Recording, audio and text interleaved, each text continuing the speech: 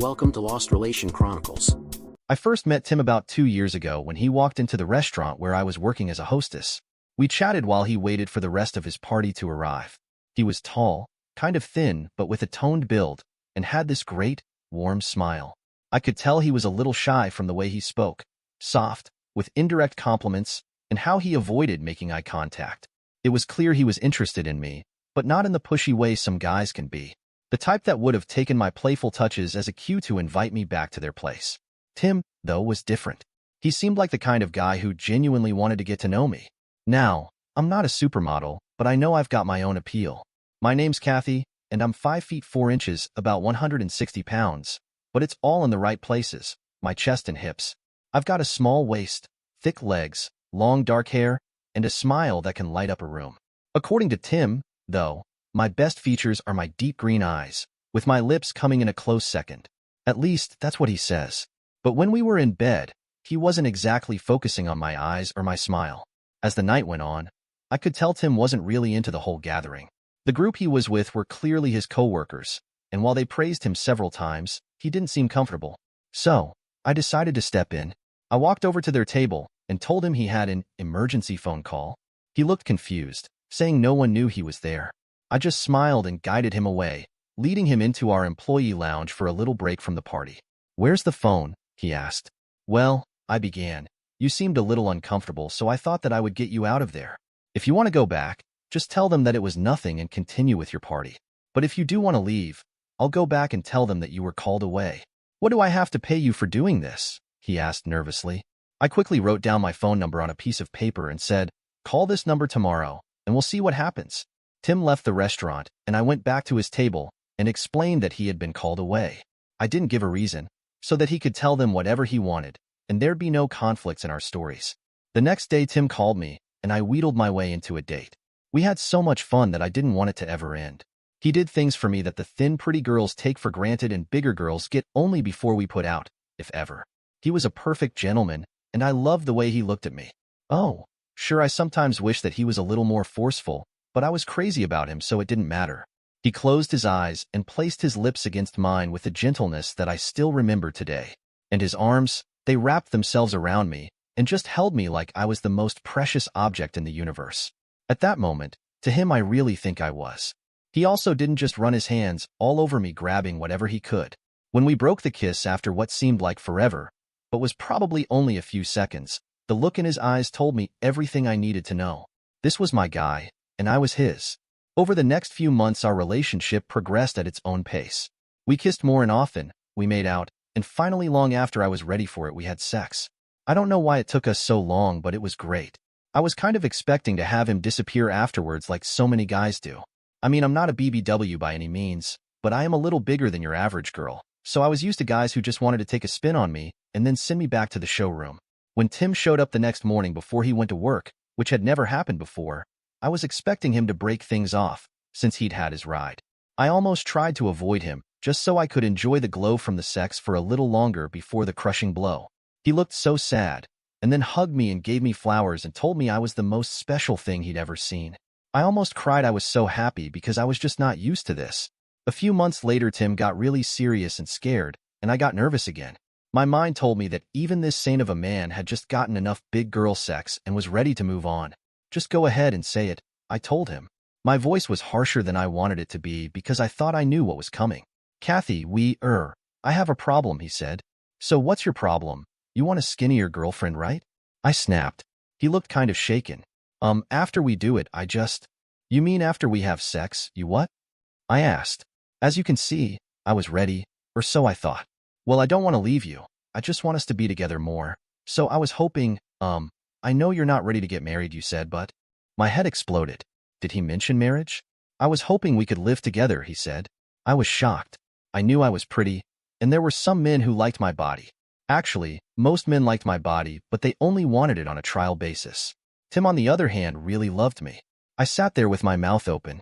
I was 27 years old, had probably screwed at least 15 or 20 guys, but I had never been anyone's girlfriend before Tim, and now not only had he mentioned marriage, but he wanted me to live with him. Half the guys I screwed didn't even want to be seen with me afterwards, and this guy wanted me to be solely his, permanently. Over the years, as you can tell, I developed a tough skin out of necessity. But that night it disappeared, and if I hadn't already been in love with the galut, that night would have sealed it. Our relationships did have one glaring problem, but it was minor. We were compatible in every way that matters, and rarely argued. He was content to spend most of his time just being with me. Of course, a lot of that time we spent in bed, but we were both happy, so who cares? Our biggest problem was Tim's shyness. He almost hated to be around people. I'm not talking about parties. I'm talking about any group of people where he didn't know or feel comfortable with everyone there. It took him 8 months to build up the courage to meet my parents. When it came to going out with my friends or coworkers, well, I was becoming a hermit. For the most part, it didn't bother me, but damn it if I was finally in love, and with a great guy. I wanted all of my friends to at least see him once or twice. I tried on several occasions to make it happen, but there was always something that came up. Usually, it would come up at the last minute, so he couldn't make it. I always ended up going alone or not going. Some of my coworkers were beginning to think the photo on my desk was a fake. I'd hear the meaner ones talking behind my back. Really, who would want to be with that cow? Or, those fat girls will say anything. So when Rochelle Davenport, our district manager, had a big party planned at her house, I put my foot down. Tim, I said, if you can't manage to spend one evening with my coworkers, for me, then maybe you don't love me as much as you claim to. Maybe this relationship has no future. I'll do it, he said sadly. The expression on his face told me that maybe I'd pushed him too far. But he'd agreed to it, so whatever. You're a great guy. Baby, I just want to share you with my friends for one night, I said. You're handsome, you've got a great job, a great car, and my friends will love you, I assured him. So, 2 nights later, Tim dressed in a pair of dress pants and a jacket and waited for me on the couch in our living room. It used to be his living room, but we both live there now. It of course took me longer to get ready than it did for him to wash his Camaro, shower, and get dressed. This was mainly because I was pulling out all of the stops this time. I wanted everyone to see me with my sweetie, but I wanted them to know that I was a beautiful, desirable woman. In short, for one night I wanted them to see me the way he did. When we got to Rochelle's house, the Camaro's V8 growl announced our presence in a way that said, "Look at me, god damn it, I'm here." As we got out of the car, all eyes were on us. First, they looked at me. My dress was tight enough to show the curvature of my big hips without being overly tight, and it was low cut enough that my tits were on the verge of dropping into someone's lap if I leaned too far forward. But the thing that drew the most attention was my man. They'd all heard the stories of shy, reclusive Tim, but most of them didn't believe he existed. And the few that did think that there had to be something wrong with him for him to be with me. Most of them thought I was a trifle big, and the ones that realized that I was just voluptuous thought I was a hooker. When Tim came around and took my hand, the evening was sealed. Hell, my life was sealed, and I'd be water cooler gossip forever. Rochelle dragged her emaciated, but over to greet us almost as soon as we parked on her lawn. Her husband, I'd heard him described as a hot older guy, was with her. He was definitely older, but the hot part, not so much. He was a little too Grandpa Munster for me. He took my hand and welcomed me to their home. Their house was huge. It was like a European castle dropped into the suburbs. After Tim and I made the rounds, which meant I dragged him around to make sure every single living organism at the party, including the pets, saw us together, he quickly retreated into the shadows in a corner. Damn him. I wanted him to be more outgoing for just one night. I had to give serious consideration to what my future would be like with him. Now that most of the guys there had seen me with him, and Tim was kind of hot, maybe I could upgrade. Several of the women present had tried to make a run at him, and he quickly rebuffed their attentions. During the evening, I'd noticed that whenever my glass was empty, Rochelle's husband was there in a second to refill it. By the time he offered to give me a tour of their house and the grounds, I was feeling no pain. As soon as we got upstairs away from the crowd, I noticed his hand on my hips, and it was no accident. "I've heard a lot about you," he breathed into my ear. "Like what?" I asked. If it hadn't been for all of the liquor, I'd have moved his hand a long time ago, but the combination of liquor and frustration was amazing. Like, maybe you'd be better with an older lion as opposed to a younger mouse. He leaned in and kissed me. It felt really good to have someone go after what they wanted. He didn't wait. He didn't ask. He just saw what he wanted and took it. My failure to stop him only led to him becoming even bolder. The next thing I remembered, he had me in a room upstairs on my back, making out like we were teenagers. We only stopped when someone opened the door and looked in, looking for the bathroom. "Hey, Kathy, your, honey, was looking for you." That tore it for me right then. Tim couldn't even hold a conversation with a few people that were important to me for a few minutes. I locked the door and noticed that I felt kind of woozy as I stepped back towards the bed. I looked at the clock next to the bed. Had I really been away from the party for nearly an hour? The clock must be wrong. I wasn't that drunk. As I stretched out on the bed, I noticed that Ron was already naked. Pretty sure of yourself, aren't you? I asked. Nope, just pretty sure of you, he smirked. I wonder what he meant by that, but I didn't have time or the inclination to figure it out. Old Ron started having sex with me. It was such a change from having to always be the aggressive one when it came to sex. After I got started, old Ron didn't last too long. Hey, I said. Shut up, fat blob. What? I asked in surprise. What did you say? Ron just got off the bed and roughly tore at my dress, ripping it in the process. I stood before him almost naked in my prettiest lingerie. I had intended to put on a little show for him after the party, but it seemed like someone else would get the benefit of it now. Dance for me, baby, he slurred, lying back on the bed. Let me watch you move those big water-filled melons and shake that fat butt. I guess this was his way of talking sexy, but it was really insulting. And something else I noticed, Tim usually spent a lot of time cuddling me and making me feel good. He made me feel like I was beautiful and special. I suddenly realized that Tim's reticence wasn't because he was timid. When we were alone, he was far from it. Tim waited for permission because he loved me and respected me. Tim also wanted both of us to enjoy it when we were together. Right now, it seemed that this was all about Ron. The way he had me feeling right now was as if I was just some hooker he'd picked up. But because I was drunk, and because it was so different, I decided to go with it for a while longer. I had been dancing for a couple of minutes and saw Ron smiling. I couldn't tell if he was enjoying it or laughing at me because I'm not much of a dancer. Ron jumped off the bed and threw me down on it. He rolled me over and just started having sex with me again. It hurt like hell. I was about to protest, but he shot back. Shut up and like it, Tubby. What? I asked again. This was so bad it was almost assault. The only thing good about it was that it was over quickly. He grunted a couple of times and then rolled over trying to catch his breath. I just laid there trying to figure out what I was going to do. I couldn't scream assault because I'd willingly come up here with him, and more importantly, I didn't want him to know about this at all. Plus, there was the problem of Rochelle. If she found out about this and didn't believe me, she could make my job a living hell for me or even get me fired. So, I just lay there and finally fell asleep. The next thought I had was that there was someone talking. When I opened my eyes, I noticed that it was light again. That meant it was morning and I'd been here all night. Where was Tim? How would I explain this? I heard the voices again. What did you say her name was again? Asked Ron in a loud whisper. It's Kathy, you doofus. Now go get her out of here, replied Rochelle. Well, you invited her. Why can't you get rid of her? Whined Ron. You screwed her and left her here, so it's your problem, snapped Rochelle. It's only my problem because her little boyfriend turned you down, said Ron. I guess that aging body and those sagging tits, what little there is of them, have lost their charm. If he was here, he'd be my problem. So she's yours, snapped Rochelle. But she works for you. Why can't you do it? Asked Ron in a quiet voice. You didn't seem to have any problem talking to her last night, said Rochelle. Oh, you know how it is every once in a while. You want a big one, she continued. She wasn't even good though, whined Ron. If I had paid anything, I'd want my money back. Hey, her eyes are open, go ahead, said Rochelle. At that point, Ron came over to the bed and I noticed that the daylight didn't do much for him. He definitely looked much worse in the morning. Hey, Bonnie, he said, smiling. Kathy, I said. Whatever. I called you a cab. Shouldn't you get dressed? He asked. Where's Tim? I asked. Oh, your honey boy. He left last night, said Ron in a frustrated tone. Took one look at you sprawled out there and just ran out, he continued. Several of the ladies at the party offered to go home with him, but no soap, he said.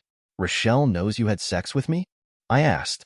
Of course, we have an open marriage. That's the point of these parties, to try out different people and different things. They add a little fire to our relationship, he said proudly. Actually, we hate each other so much, we couldn't even think about having sex, he said. The only reason we don't get a divorce is because we'd be worse off alone, he said. A pretty messed up relationship, that's why it's open, he said. Well, I'm pretty sure it's messed up mine. It's going to take a lot to get him to forgive this. I don't think he will, said Ron.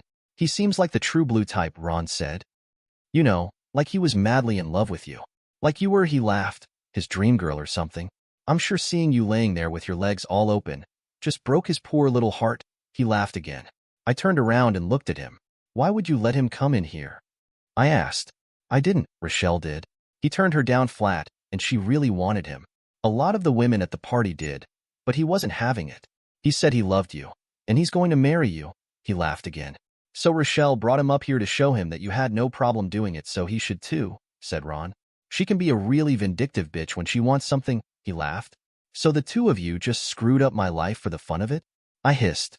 Hey, you're a big girl, a very big girl. You knew why we came up here, he replied. I got what was left of my clothes and put them on, and of course my dress was ruined and would no longer close. I found my cell phone in my purse. I called Tim because I didn't want him to see me like this. It would only make things worse. I was hoping that he'd gone to work, so I could slip into our place and fix myself up. Then I'd call him and be waiting for the confrontation when he got home. This would be our first major fight, but I was sure if I promised him it would never, ever happen again. Maybe in time we'd get past this.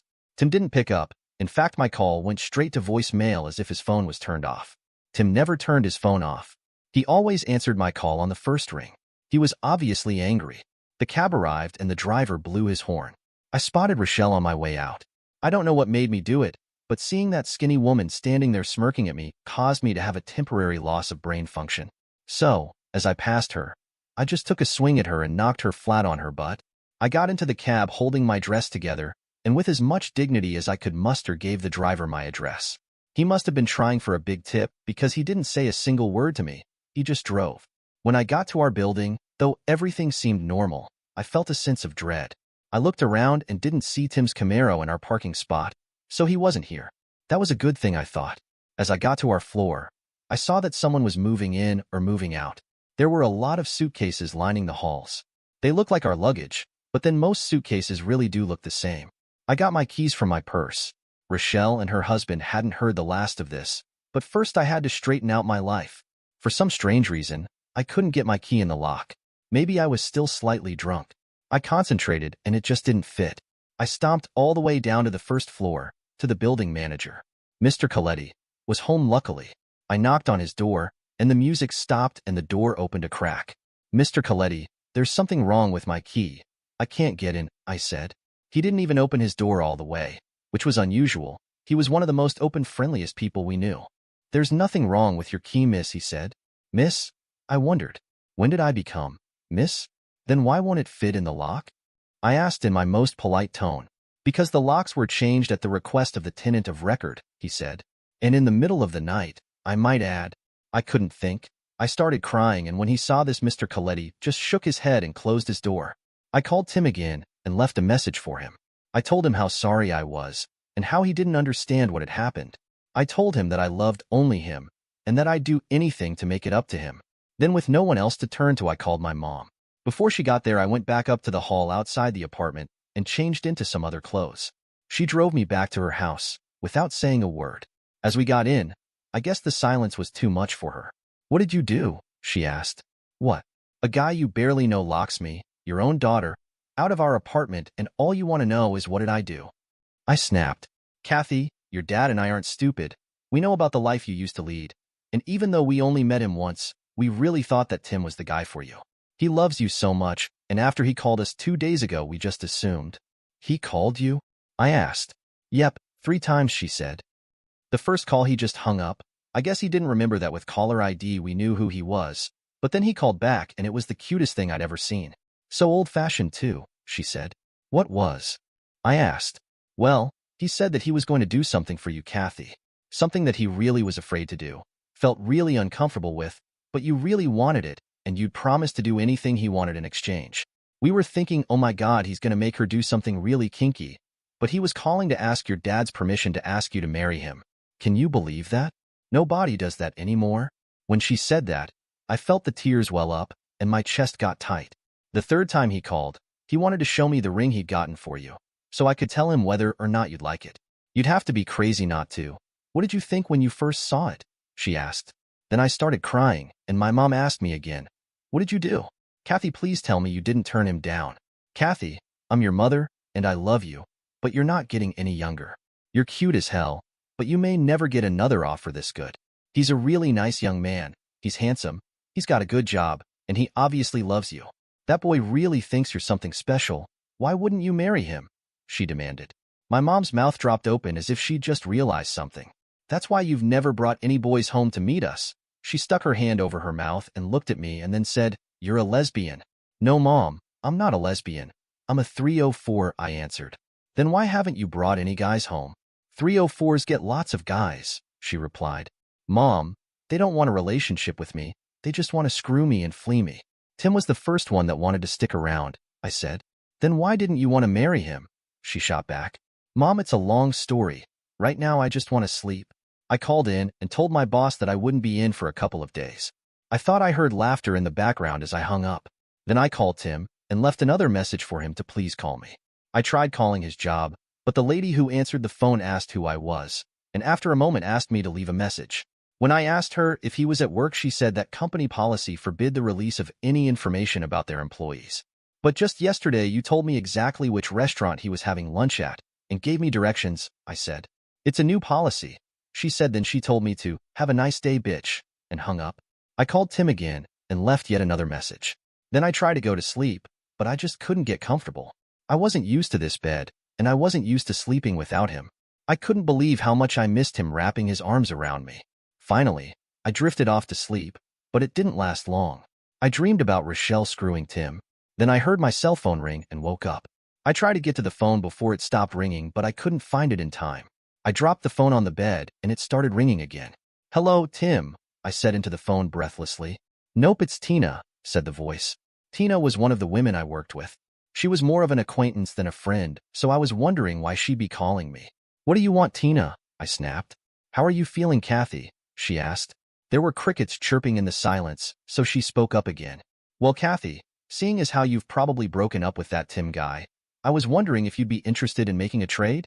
What are you talking about? I snapped. Well, a girl like you can't be too choosy, so I was thinking I'll give you my brother's phone number, and you give me Tim's? I hung up the phone. Tina's brother Matt was married and had 3 kids, 2 of them with his wife, another with one of their teenage neighbors, and regularly beat the shit out of both women. Did everyone know about last night? I called Tim and left another message. This made the 10th one I'd left. I wondered whether he was listening to them and just didn't want to call me back, or if he just hadn't gotten the messages yet. I called the number for his voicemail service and entered his security PIN number. I listened to all of his messages. Most of them were from me, but there were 3 that got my attention. One was a message from the jewelry store that told him that he couldn't return the ring because it had been inscribed, but maybe they could cover the inscription or change it if he found someone new. The next was from one of those skanks he worked with telling him she'd seen him in his office, and she thought he looked like he needed cheering up, so she was asking him out to lunch or dinner, his choice. The bitch even told him that if he chose dinner, he could upgrade to the deluxe package that included breakfast at her place for no extra charge. I should walk over there and beat the crap out of that bitch, I thought. But it was the last message that really hurt me. It was from his mother, and she told him that she loved him, and she hoped he'd feel better soon. She told him that she understood what he had lost, but sometimes the best way to get over a bad situation was to start again. Then she told him about some floozy he used to go out with who'd been back from college for a couple of years, and that maybe he should give her a call when he felt ready. It seemed like the whole world was ready to write me off, but I was determined to put this behind us and get him back. I guess this is where I should start putting together my nefarious plan to get back at Ron and Rochelle for what they did to my relationship, but there was nothing I could do. Ron didn't want me because he really liked skinny women like Rochelle. Rochelle didn't care that Ron screwed me because she knew that every once in a while, he just wanted to stick it to a big girl for a change of pace.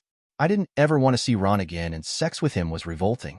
It just made me miss Tim more. I called Tim thousands of times until one day he just changed his number and I couldn't get the new one. I tried waiting by the apartment, but he'd pull away every time he saw me, and they wouldn't let me inside the building. I couldn't get in the building he worked in either.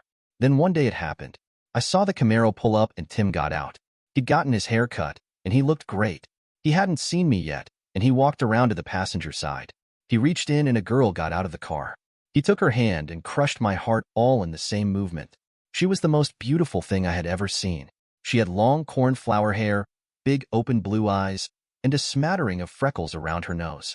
But the thing that hurt the most was the way she looked at him. She looked at him the way he used to look at me, and he gave her that look right back. I knew then that it was over between Tim and me. There was no way I'd ever get him back. That was 3 years ago, and I still think about him now. I have a full life, though. I go to work, still at the same restaurant chain. I got a bit depressed over Tim for a while, and did pick up a bit of weight. So, I'm no longer a hostess, but I'm the best damn dishwasher they have. Outside of work, I put in a lot of time posting ads on Craigslist. I know that there's another Tim out there somewhere. I just have to find him. I also moved into an apartment right down the street from Tim's place. It's not too close because I don't want to be accused of stalking them or anything. Besides, with my telescope, I can see right in their windows. It's almost like I was there with them. I'm just waiting for that bitch to make a mistake, and she will because she's only human. Dear listeners, please share your thoughts in the comments section below, and don't forget to like, share, and subscribe.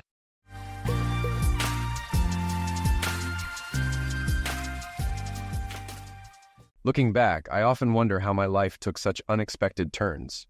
My early years were simple, growing up in a modest home where loyalty, love, and trust were core values. My parents, though not perfect, exemplified a devoted couple, and I always assumed I'd follow in their footsteps.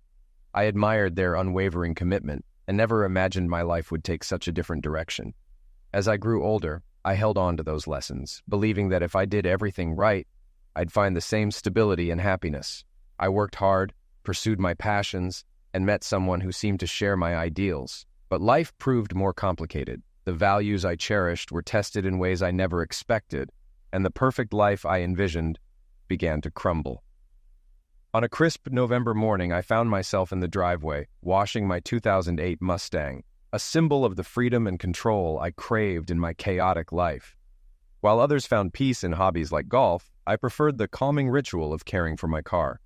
As I cleaned, I couldn't shake the feeling that time was slipping away, hinting at the profound changes about to unfold. Hoping the warm autumn days would last a bit longer, I was just finishing the car's interior when an unexpected visitor shattered my peace.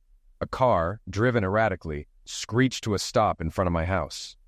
I recognized the driver, or thought I did. It was Judy, my mother-in-law. She stumbled out, tears streaming down her face, and I knew something was terribly wrong. She left the car at an awkward angle in the street and ran down the driveway, tears in her eyes. She rushed toward me, buried her head in my chest, and started crying uncontrollably. "Come on, Judy," I said gently. "Let's go inside and you can tell us what's going on." I led her into the kitchen and sat her down. "He's such an idiot," she cried. "Would you like something to drink, Judy?" I asked. "Do you have tea?" she asked through her tears. I nodded, brought her a cup, and made some tea. "Give me your car key so I can move it off the street," I said. She handed me the keys, and I moved her car into the driveway. Then I called my wife Penny to come down. When I returned, I brought Judy the tea, along with sugar, milk, and a slice of chocolate cake she had brought over the day before. "Thanks, Donnie," Judy sobbed. "Penny, you're lucky to have him. You'll probably never have to worry about your husband cheating on you." I was stunned. I couldn't believe Ed, Penny's dad, would cheat on Judy. As I started to leave, Judy grabbed my hand. "Donnie, you're family too. I want to talk to you," she said. "Okay, Judy, what's going on?" I asked. "Why do men cheat?" she asked. I felt uncomfortable. "Mom, some say men are wired to spread their genes. Maybe Dad has a strong urge, but that doesn't make it right," Penny said. "I'm not talking about all men," Judy replied. "I'm talking about your father, who promised to be faithful and keeps breaking that promise." "Mom, you know Dad loves you," Penny interrupted. "But sometimes he struggles with his nature. All you can do is try to work through it." "When he married me, he vowed to put our marriage above everything else," Judy said. The doorbell rang, ending the conversation for now. "I'll get it," I said, glad for the distraction. I opened the door to find Ed, who looked defeated. "Hi, Don," he said softly. "Is Judy here?" "They're in the living room," I replied. He walked inside, and I went back to washing my car, trying to clear my mind. As I was focusing on the task, I heard a giggle behind me. 2 arms wrapped around my waist, and a lock of brown hair fell over my shoulder. "Donnie, do you love me?" Penny asked. "Of course I do, Penny," I said. "I'm dealing with a family crisis, and I need your help. Can you grill some steaks and help calm Mom down? They might actually divorce this time," she said. "Has this happened before?" I asked. "Several times," Penny said. "They love each other, but keep going through this. Dad seems serious about getting help now. He knows he can't do it alone." "Maybe your mom should have put her foot down sooner," I suggested. "What do you mean?" Penny asked. "If I were her, I would have left him the first time he cheated," I said. "They need to face the consequences of their choices. He needs to understand that his actions could cost him his wife and family." Penny looked at me, shocked. Then her lips trembled as she tried to hold back tears. I could see she was on the verge of breaking down. I wrapped my arms around her, telling her to calm down. "I'd do anything for you," I said. Donnie, it's easy for you to say. Your parents were perfect, so you've never had to deal with this. I don't want my parents to split up or be alone. When we have kids, I want them to have grandparents who love them. I want us all to be one big, happy family, without worrying about which parent to invite to events because the other won't come, she said. Okay, honey, I replied. I'll help. I'll cook the steaks, and you can send your dad to talk to me while you talk to your mom. Maybe when the food's ready, we can all talk together on the deck. I didn't agree with what I was doing, but I loved Penny and understood her need to keep her family together. We all want our families to stay intact, even when our parents fall short. So I spent the afternoon talking with my father-in-law. We chatted about my Mustang, sports, and grilling steaks. He tried to come across as knowledgeable, but I knew he was full of it, especially when he lied about a car that didn't even exist. Eventually, I asked, "So, what's going on with you and Judy?" He looked like I'd knock him. Then he almost cried, saying, "I didn't mean to hurt her. She wasn't supposed to find out." I thought, how original. If you didn't want to hurt her, why do the one thing that would? I stayed calm, though I was seething inside. I imagined him hurting Penny, and I wanted to kick him off my property. Judy deserved better. She should divorce him. I thought of my dad and Uncle Steve, who were both good men. Any of them would have appreciated a woman like Judy. But instead, here was this idiot trying to save face by saying he needed to reconnect with the church. I had to stifle my laughter at the thought. Later, Judy and Penny joined us on the deck for dinner. Ed tried to play the repentant husband, but it was clear he was just trying to save himself again. After a while, I excused myself, went inside, and laughed so hard I cried. When I returned, Penny gave me a strange look, while Ed acted like he was waiting to be canonized. Judy, however, was in real pain, torn between cutting him out of her life or trying to salvage what was left. She was relying on us to help her make the right choice. "So, Donnie, do you think counseling could help?" Judy asked. I glanced at Ed, who gave me a slight nod, and then at Penny, who also nodded, trying to save her parents' marriage. Finally, I looked into Judy's eyes, which were sincere. I answered, "Counseling can help you work through problems and see things in your relationship that you might otherwise miss." It wasn't a lie. I'd heard it on a therapy show, so there was some truth to it. Judy nodded. "Okay, we'll give it a try." She reached for Ed's hand and smiled. Penny looked at me, and I felt guilty. I was doing this for her, but it didn't sit well with me. I excused myself, saying I needed to show Ed something in the garage. Once there, I grabbed him by the throat and slammed him against the wall. "Prick," I hissed. "This is the last time I lie to save your cheating back. If you cheat again, you'll have more than a divorce to worry about. Got it?" He quickly nodded, and I let him go. We returned to the kitchen, where I smiled and acted like everything was fine, but Ed was visibly shaken. Later that night, we had a good time with Penny, but just over a month later, 3 days after Christmas, we found ourselves in the morgue, facing Ed's body. The attendant pulled the sheet back with a flourish, revealing the lifeless form of a man who had once been full of life. Penny collapsed in tears, Judy turned away, and I went into shock, my mind racing with absurd thoughts. The attendant asked if we could identify the body, and both Judy and Penny nodded. "I'm sorry for your loss," he said, his attempt at a comforting smile only coming off as eerie. We led Penny out of the morgue, where a detective was waiting. "So, the deceased was your husband?" he asked Judy. She nodded, squeezing my hand. "When he didn't come home last night, I got worried," she said. "Ed always called if he was going to be late."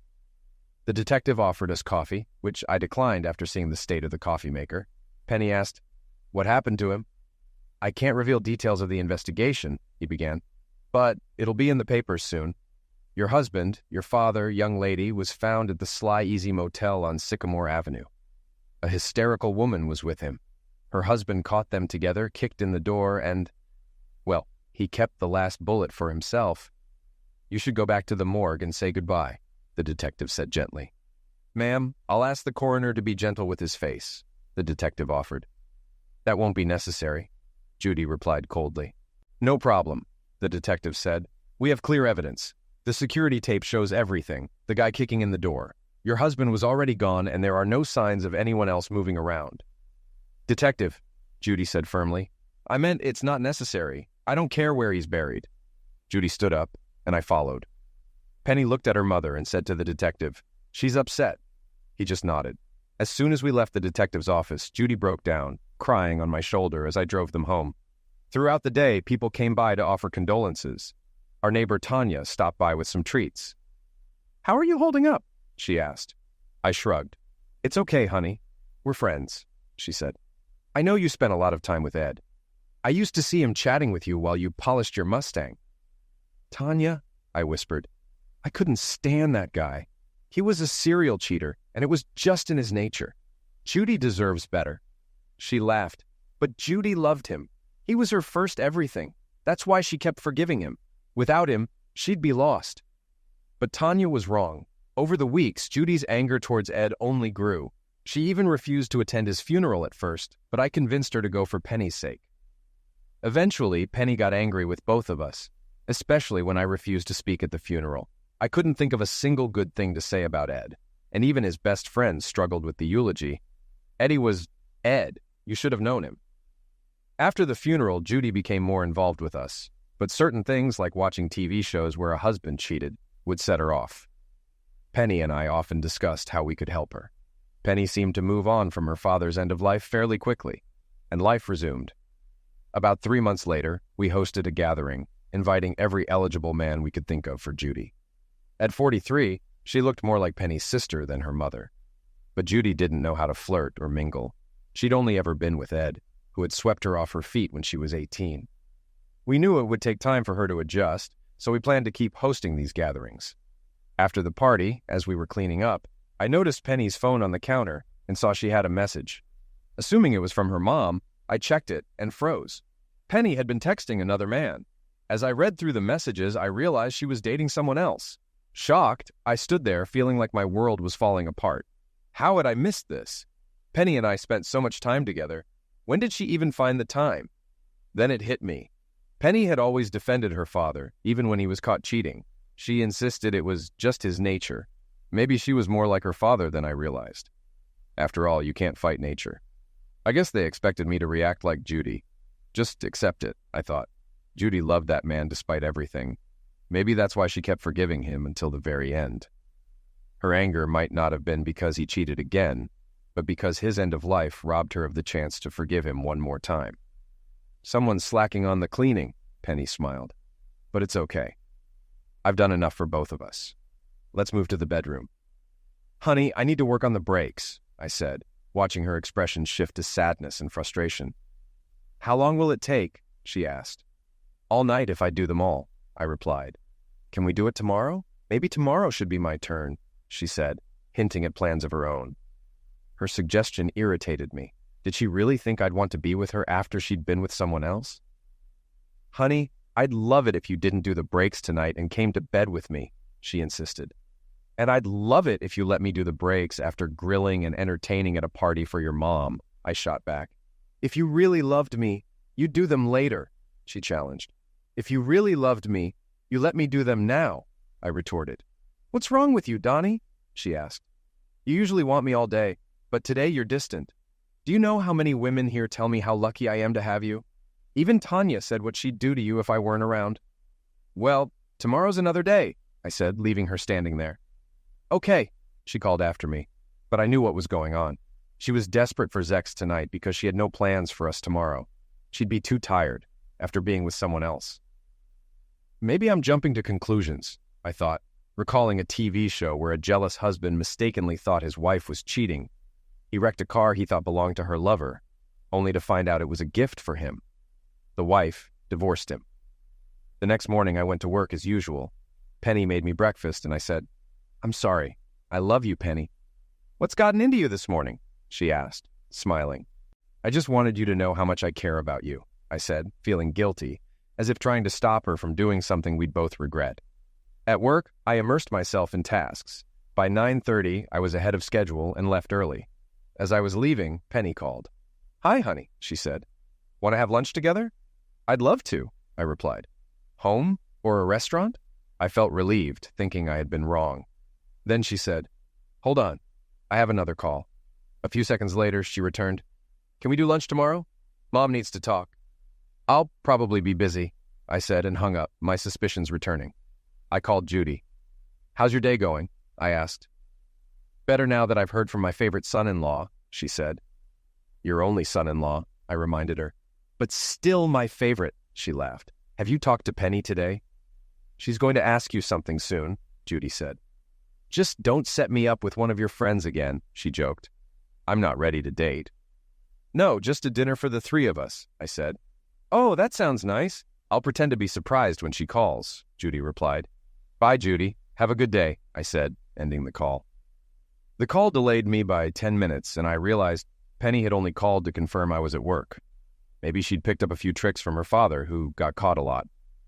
I drove straight to the motel and quickly spotted Penny's Ford Focus in the parking lot. I knew exactly which room to go to. I saw a cleaning lady nearby and paid her $50 to quietly open the door. As soon as I entered, I saw him trying to turn around. I crossed the room, yanked him off the bed, and slammed him onto the hard floor. Donnie, what are you doing? Penny screamed, trying to pull me away. I calmly stood up and removed her hands from me. Don't ever touch me again, I said coldly. I called my secretary, told her I was sick and wouldn't be in for the rest of the day or the next. Then I dialed emergency to report an attack.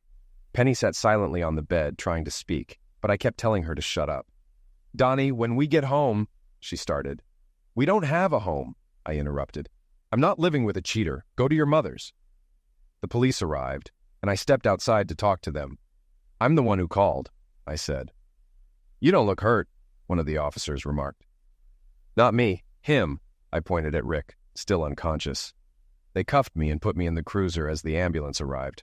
I barely spoke, too numb to explain. At the station, I was booked on suspicion of attack.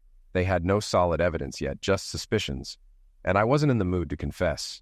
In the holding cell with 8 others, I sat on a bench, lost in thought. There's a big difference between suspecting your spouse is cheating and actually confronting it. People change, and sometimes that leads to a split. But in other cases, the hatred festers, and the divorce becomes a battle. But for me, it wasn't like that. I loved Penny deeply, and until I walked into that motel room, I planned to spend my life with her. Seeing her with Rick, an older fat bald man, shattered me. I couldn't understand it. If she wanted someone like that, why marry me? She was the one who pursued me from the start. As I sat there, trying to make sense of it all, a stout policeman called my name, Don Osmond. I approached the bars as he opened the door, flanked by 2 other officers. Are you going to shoot me? I asked. No, you idiot, you've been bailed out, the cop replied. By who? I asked. He just gave me a blank look. Does it matter? He asked. What are the charges? Who bailed me out? How long have I been here? I pressed. Buddy, you ask too many questions. Do you want out or not? He snapped. Officer, I said, trying to stay calm. I know you deal with a lot of people, but this is my first time in jail. If you could just answer a couple of questions, it would mean a lot to me. The other officers looked at him and he sighed. Fine. It's 2:00 in the afternoon, and you've been here almost 2 hours. I leaned in and spoke quietly so only they could hear. I caught my wife with our neighbor at a motel. I know I didn't handle it well, but I don't want to see either of them again. If Penny bailed me out, I'd rather stay here. Sorry, kid, he said. It's her. She was crying the whole time, but don't worry. Some fat guy and his lawyer talked to the prosecutor. They're not pressing charges, but I wouldn't trust them. You'll be here a couple of days to cool off. Then you can bail yourself out. I sat back down, noticing the other inmates watching me. They were probably wondering why I wasn't leaving. I knew Penny was trying to bail me out because she felt guilty, but I wanted nothing to do with her. I couldn't help but think about how I'd encouraged Judy to forgive Ed, yet I couldn't do the same for Penny. Just then, the cop returned. Hey, Osmond, there's someone else here to see you. Not the first one. It's her sister, Judy. She's in the interrogation room. Want to see her? Yes, I said. He cuffed me and led me to a partitioned room with bulletproof glass. I sat down and stared at Judy through the glass. Hey, Donnie, she said. What's going on? Penny just said you strike up your neighbor and wouldn't let her bail you out. Judy, she cheated on me, I said. Her face fell. With him, that's disgusting. But why? From what she told me, you're always... Before we could finish, a tall man in a cheap suit knocked on the wall. Excuse me, he said. Are you Don Osmond? I nodded. Can you join me in the conference room across the hall when you're done here? He asked. The officers uncuffed me. He's not a threat. Why the cuffs? The man asked. He's here for attack, the cop explained. Though honestly, I'd have done the same thing. Donnie, don't do anything stupid, Judy warned. I know how you feel. I'll call you tomorrow, I said. If I get out today, I'll send Penny to stay with you. I walked into the conference room where Penny, Rick, and 2 other men were sitting. Penny jumped up, and Rick limped toward me. "Get away from me," I shouted. "If any of these idiots come near me, I'm going back to my cell." The guy at the table introduced himself. "Mr. Osmond, I'm Willis Drummond, the district attorney. Mr. Daniels here represents your neighbor. We have a suggestion that could let everyone walk away now." "What are you talking about, Willis?" I asked. Drummond turned to Daniels. "Why don't you explain, Charlie?" he said as Daniels began talking to me like we were old friends. "Don, this is an unfortunate situation. The emotional toll alone is terrible. There's no reason for you to leave here with a criminal record that could haunt you. These charges, attack and battery, intent to do grievous damage, are serious," Daniels said. "I'm not worried," I replied. "With my education and specialty, my career won't be affected." Daniels swallowed. No need for an innocent person to suffer over a situation that spiraled out of control. "Innocent? Who here is innocent? I'm the one who got hurt," I said. At that moment, Penny started crying. "I thought I had a wife I could love for life. I was wrong. I thought I had a friend next door I could trust. Wrong again." "Donnie, what about Tanya?" Rick asked. "She's done nothing wrong. Why hurt her?" "Tanya deserves to know the truth. She deserves better than a cheater. She'll be fine without you," I said. "Maybe we'll even get through this together." "No," Rick pleaded. "Don't tell her." Daniels jumped in. "Here's the deal. My client won't press charges if you agree to forget this ever happened." "I won't forget," I said. "I'll take it to a jury. When they hear why I strike your client, they'll understand. I'll name him in my divorce and testify against him in Tanya's." The 4 of them huddled and argued quietly, then turned back to me. "What do you want?" they asked. "Nothing," I replied. "I won't tell Tanya or sue you, but you must testify in the divorce and deny the charges and stay 50 feet away from me and my things." "Deal," Rick said with a grin. "Good. I know I'm about 50 feet from her now, but that starts once I leave the building, right?" I added.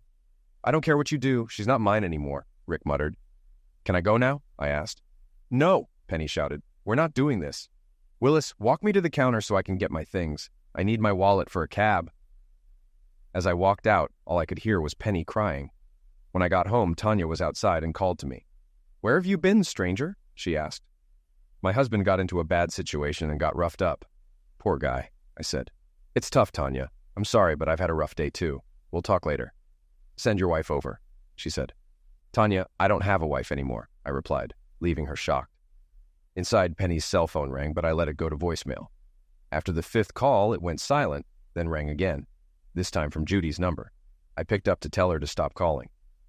"Judy, can you—" I started. "Honey, you have to—" I hung up. Half an hour later, the phone rang again. It was Judy. I answered. "Donnie, are you there?" she asked.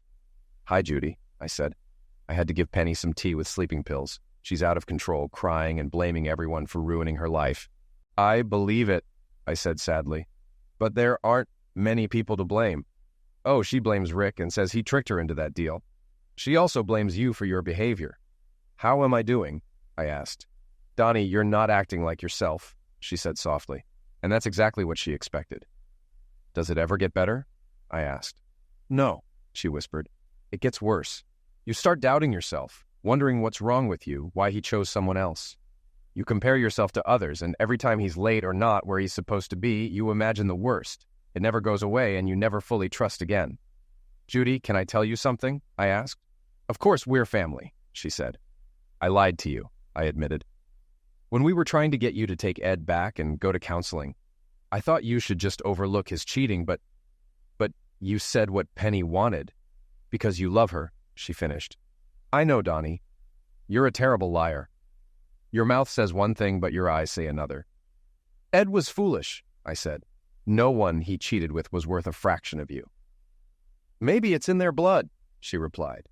"I can't believe Penny let that gross guy near her, let alone—" She cut herself off. "Donnie, I'm sorry, but I'm not you. I won't keep taking her back just for her to do it again. Maybe she got it from her father," I said. "She always said you can't fight nature." "I hope that's not true," she said. "You can train wild animals. Maybe people can change too." "But it's rare, Judy, and it takes a lot of effort," I replied. "Cheaters will cheat." "So what does that mean for us?" she asked softly. "We have 2 choices," I said. "We can move on and start fresh, knowing we're just good people who loved the wrong ones. You have a beautiful daughter to show for it." I have nothing, so my life feels wasted. Or we can stay and hope they change, but then we're just fools for putting up with it. You deserve someone worthy of you, and I should find someone who is too. Who are you talking to, Mom? Penny asked. Is it Donnie? Does he want to talk to me yet? Did you tell him how sorry I am? Bye, Judy, I said. Looks like you've got your hands full. In the following days, I talked to Judy a lot. Tanya and some neighbors brought food and chatted with me. I hired a lawyer and prepared a fair divorce agreement. I wanted to split everything equally, even though it wasn't fair to me. I didn't want things to get ugly, but I was ready to go to court if necessary. My lawyer got Rick to spill everything. It had been going on for over 6 months, and Rick believed he wasn't the first. I asked Judy if I could come over to talk. When I arrived, she opened the door, and I hugged her. Penny came up to me. Donnie, I've missed you so much, she said. Penny, I'm here to make this easier, I said. I didn't want a stranger handing you divorce papers, so I brought them myself. No, Donnie, she pleaded. I'll stop. It won't happen again. You have to give me another chance. I'm going to see a counselor. Penny, that won't help, I said. This isn't the first time. My lawyer questioned Rick. We know everything. You've been with him for over 6 months, and I doubt he was the first. How could you look me in the eye? It was just sex, she said. You and I are so much more than that. You and I are nothing now, I replied. All that's left is a gold ring, and that means nothing when the vows are broken. Donnie, please, she begged. No, Penny, I said. I'm not living like this. You're being unfair, she whined. You're tearing my heart out. You love me. Damn it, Penny, shut up, Judy said. Mom, stay out of this, Penny snapped. He's being unreasonable. It doesn't have to be this way. I love him so much, I feel like my heart will burst. Boo, boo, boo, boo, Judy shouted. You're just like your father, Penny. You act like the world revolves around you and what you want. I forgave your father repeatedly, and maybe you think that's how it should be. But Donnie isn't me. You're a grown woman, so act like it. You had the perfect marriage, and you ruined it. Now get over it. Donnie's hurting too. He's been so depressed. I can't believe you did this to someone who loves you so much. But then your father did the same to me. I'm glad he's free now. I only wish I had been. But Mom, I'm depressed too, Penny said. I know I was wrong, and I'm sorry. I'm hurting as well. Penny, it's your own fault. As much as I love you, maybe you deserve it, Judy replied. I agree, Penny said. But I don't think it was bad enough to get divorced over. Shouldn't that be up to the person you hurt? Judy asked. Marriage is about what both people want, Penny. Maybe Donnie doesn't want to be married to you anymore. Stop saying that, Mom, Penny yelled. She turned to me. Donnie, haven't I been a good wife? I've cleaned, cooked, and given you everything you could want. Why can't you focus on what I did right instead of my mistakes? I feel lost without you. I can't stop crying. I feel like my life is over. You can make us both better. Just forgive me this once. I swear it won't happen again. I left the room without responding. At the door, I turned and said, Penny, get a lawyer. I want to get this over with and start fresh. I drove home and saw Tanya again as I walked onto the porch. Hey, Donnie, wait up, she called out. I sighed as she crossed the yard. She was dressed in old denim shorts and a sweat-soaked t-shirt, clearly having forgotten or skipped wearing a bra. I need to tell you a couple of things, she said. Tanya wasn't as slender as Penny or Judy, but now that I was no longer with Penny, I noticed her more. Why are you looking at me like that? She asked. Sorry, I said. I shouldn't have. I just wanted you to know Rick and I are here for you. If you need anything or just want to talk, we're here. Rick's still shaken from being mugged, and talking might help him too. You know, helping others can make you feel stronger, but that's not what I meant, she added with a smile. You know I'm married, and you're not that kind of guy. I smiled weakly, thinking about telling her the truth about Rick, but I realized it would only hurt her. Besides, Rick was probably trying his best to be the husband she deserved after what happened. There was no need to make things worse.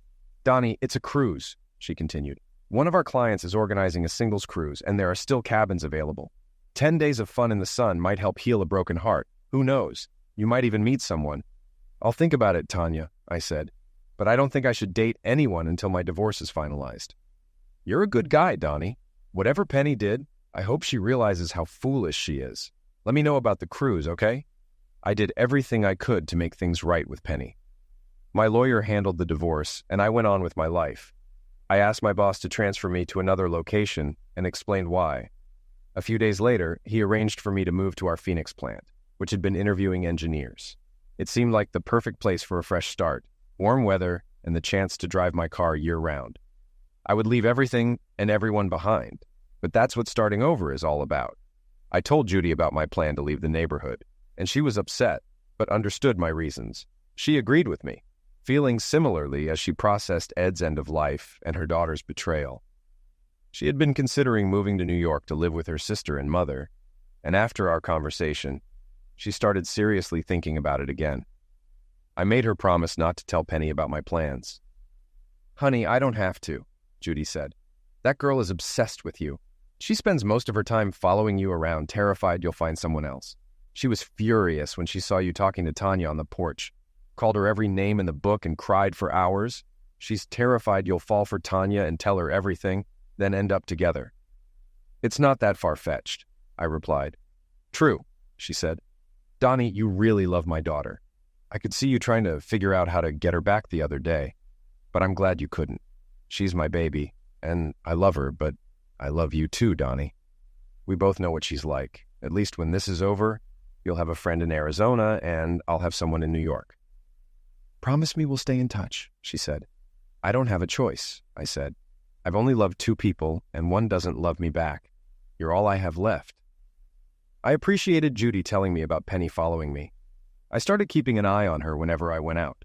One night, I went to a movie and saw her watching me in the parking lot. I decided to have some fun. I pretended to wait for someone, bought a ticket through the app, and then called Judy to let Penny know I had a date. Penny stormed out of her car and headed toward me, but I quickly went inside, got my ticket, and slipped into the theater just as she arrived. She couldn't find me, and with 15 movies playing, she had no idea which one I was watching. 2 hours later, I walked out and pretended to say goodbye to someone. Penny appeared furious. "Cut the crap, Donnie," she snapped. "You went to the movies alone. I've been following you since you left." "Get used to it, Penny," I said. "I won't always be alone. Sooner or later, I'll meet someone I want to be with." "You've already met her, dummy." "She looks just like me," Penny said. "You just need to get over my one little mistake." I laughed and walked away, realizing Judy was right. I trusted Judy not to tell Penny my plans, but I still needed to leave town without Penny knowing where I was going. The solution came from an unexpected source. The next day, I heard a knock at the back door. When I opened it, there stood Rick, looking as nervous as ever, like he didn't belong there. Tanya was watching from their porch, smiling. "I didn't want to come," Rick said, "but she made me." He glanced over my shoulder at Tanya. "Come on in," I said loud enough for her to hear. "I did everything you asked," he said nervously, "and I'm grateful you didn't tell Tanya. But if she hadn't made me come, I would have called you anyway. We have a problem." "We don't have anything in common," I replied. "True," he said, "but we both want to protect Tanya. And we both have issues with your ex. Penny's threatening to tell Tanya everything unless I help her get you back. She says it's not fair for one of us to keep our marriage if we've both been cheating.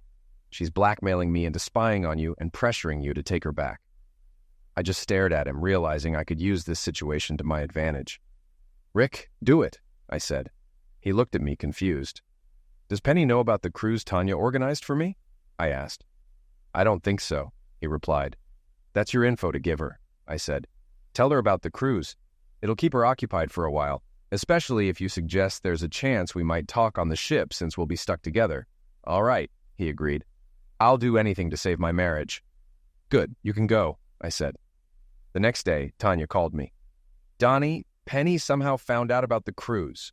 Should I book her on the wrong one or put her in a room close to yours?" she asked. "Tanya, make her pay full price," I said.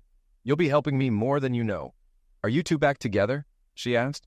"No chance," I said. "But why? What are you so mad about?" "She cheated on me, Tanya," I said sadly. "I walked in and caught them. There was no mistake. We're done. I just need to get away." In the following days, I prepared for the move, looked at houses, contacted moving companies, and called the new office in Phoenix. I still talked to Judy every day, but the saddest day before I left was when Judy moved to New York. I stopped by to say goodbye, and Penny was there. She had been so busy preparing for the cruise that she hadn't followed me around lately. She smiled as she opened the door. "I miss you so much, honey," she said. I ignored her and went straight to Judy. She hugged me tightly. "I wish you'd hug your wife like that, not my mom," Penny said. "It's probably good mom's moving to New York. I think you're confused about who you care about." Judy and I laughed. Penny was taking Judy to the airport. I said goodbye and promised to call Judy every day. I wish you'd call me, Penny said. You know you're wasting your time with this divorce. By the time we get to court, you'll forget why you wanted it. I noticed you withdrew a large amount of money from our account, but I didn't say anything because I did the same. Funny coincidence, huh? I just walked away. She was so happy, acting like we were going on a second honeymoon, not realizing we'd be on the same cruise but not together. The thought of me being with someone else on the cruise never crossed her mind. 3 days later, I was ready to leave. Tanya had everything set up for the cruise. Just before the ship left, I called Penny. Penny, I won't be home for about 10 days, I told her. If you need anything about the divorce, talk to my lawyer. Thanks for letting me know, she said cheerfully. Maybe when you get back, you won't want a divorce. Maybe something will remind you how much we need each other. Not likely, I said, laughing. She laughed too. Is it so hard to admit you still love me, Donnie? She asked. No, it's not, I said. I still love you. I just want you to love me enough for me to be enough. I do, you fool, she said sadly. I've realized life without you isn't worth it. Yes, I made a mistake. But it wasn't about love. Something drew me to Rick, and I don't even know what it was. Maybe we'll figure it out in therapy. If you like old sayings, I said, have you heard you can't fight nature? She looked at me strangely and sighed as I hung up. 6 hours later, the ship was at sea, almost out of cellular range, when my phone rang. I looked at the screen and smiled. Watching the scenery go by, I thought about how Penny might be looking out of her porthole, but I had a window. Where the hell are you? She shouted. I've searched the whole damn ship and you're not on it. Who said I was? I laughed. How can we get back together if we don't spend time together? She yelled. You won't let me come home. You don't touch me and you barely talk to me. I'm going crazy. I love you, Donnie. Okay, Penny, I said. After the cruise, you can come home, but we won't sleep together. I'll do whatever it takes to get back in your bed and heart, she said, her voice shaky. I love you, Donnie. The call went silent, and I laughed as I crossed into another state. I decided to call my only friend. Hi, Judy, I said when she answered. Donnie, she squealed. It's been so long since you called. Almost 4 hours, I joked. I think I made a mistake, she said. Do you know what it's like living with 2 stuck-up old women? I started laughing. Judy always lifted my spirits. Stop lying, Judy. Everyone loves being around you, I said. Donnie, do you know what time it is? She asked. They say time heals all wounds, I replied. They're wrong, she said seriously. I forgot how much I didn't get along with my sister. She and Mom are so alike now that I don't fit in. I laughed again. Do you check your rearview mirror to make sure you're not being followed? She asked. It's hard to keep up with a truck when you're on a ship, I said. She laughed. I won't ask how you got on the ship without her. Remember the cow weapon commercial? I had my own ancient Chinese secret, I said. I love that commercial, she said. Guess I should go make Mommy's tapioca. Drive safe, honey. I arrived in Phoenix the next afternoon. The first thing I did was unload my Mustang into the garage. I was relieved it wouldn't face cold winters again, even if I didn't think about the heat and potential sun damage. Over the next few days, I settled in and got everything set up in my new home. The house was beautiful, but it didn't feel like a home, just a place. The day before I was supposed to start my new job, my cell phone rang. Without looking, I picked it up. Where are you? She hissed. Why is all your stuff gone? You said I could come home and now the house is empty. You're home, aren't you? Isn't that what you wanted? I said. You know that's not what I meant, she hissed. I don't want an empty house. This is almost as bad as the divorce you're pushing for. Don't worry about the divorce, I said. Without proof, my lawyer told me I was screwed. I was at your mercy, so the divorce over your affair with Rick is off. Good, she said, relieved. Now where are you? I'll come to you. I filed again, I said. This time, I'm not going to be so nice. She laughed. Does it matter why you filed? Call your lawyer, Penny. He already has the papers. Not only will I get the divorce, but I'll also leave you with almost nothing. And by the way, I'm changing my number tomorrow. An hour later, Penny called back. Okay, Donnie, you win. I signed the papers. How did you get the video? I hired a private investigator to take my place on the cruise. I knew you'd act on your desires if I wasn't around. I set you free. I never even watched the video. Thank you for proving me right about you, Donnie. I can change, she said. I don't think you can, I replied, and honestly, you shouldn't. You're free now to do whatever you want. I'm free too, to find someone who'll love me the way I need. Donnie, you don't understand, she cried. It's me. My father loved my mother more than anything, but he still cheated. It didn't mean anything. It was just Zex. They were in love, and that's why she couldn't let him go. You and I are the same. You'll miss me, and when you do, I'll be here. But I'll make you regret putting me through this." 3 weeks later, I was still calling Judy daily. I noticed a sadness in her voice. "Okay, Judy, what's wrong?" I asked. "I'm fine," she said. "Just a little out of sorts."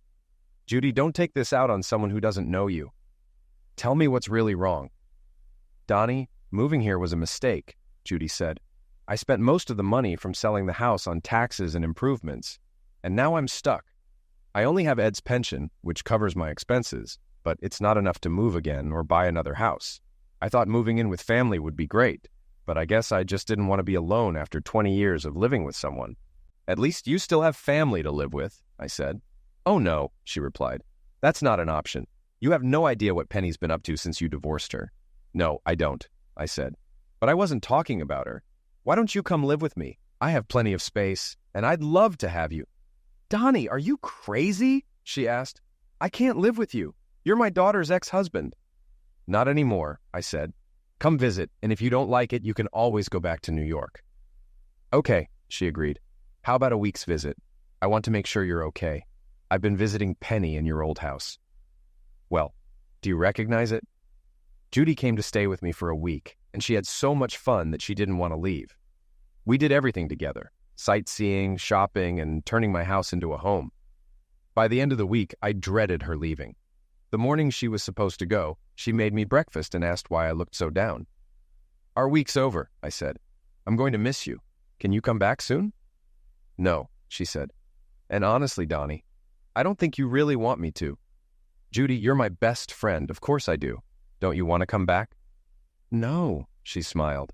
"Because if I come back, it means I left. And I don't want to." I smiled and hugged her tightly. We both knew something was happening, but neither of us was ready to admit it. The next morning, she made me breakfast again. "I can't send you to work on an empty stomach," she said. "And I'm taking you to work today. I need the car to go shopping." "Are you sure you don't want to drive the truck?" I asked. She stuck out her lower lip and held out her hand. For some reason, it didn't bother me to let her drive my Mustang, something I never let Penny do. I handed her the keys, and her smile made my day. After breakfast, we drove to my office. I expected her to leave, but she came in with me, looked around, and even met my secretary. Then she led me to my inner office. "So why haven't you slept with her yet?" she teased. "She's not my type," I said. Judy laughed and said she'd pick me up after work. That evening, we grilled steaks and watched the sunset. I noticed she hadn't just gone shopping. She'd also decorated the house with little touches that made it feel more like home. Over the next few weeks, things progressed slowly but steadily. We spent evenings together, taking long drives, photographing landscapes, going to movies, or trying new restaurants. But most of all, we enjoyed quiet nights at home. I often suggested we go out because I was afraid of what might happen if we spent too much time alone together. About 5 months later, on Judy's birthday, I wanted to make it special. I bought her a diamond necklace and made reservations at a fancy restaurant. We had a wonderful dinner, and a violinist serenaded us with "Happy Birthday." When I gave her the necklace, her eyes lit up and she asked me to put it on her. As I did, I noticed her smiling and pointing behind me. I turned and saw the waiter standing there ready to serve us. The waiter said, "I was just saying, sir, that your wife is the most beautiful woman here." "You're right about that," I replied. "Donnie, you should thank him, silly," Judy giggled.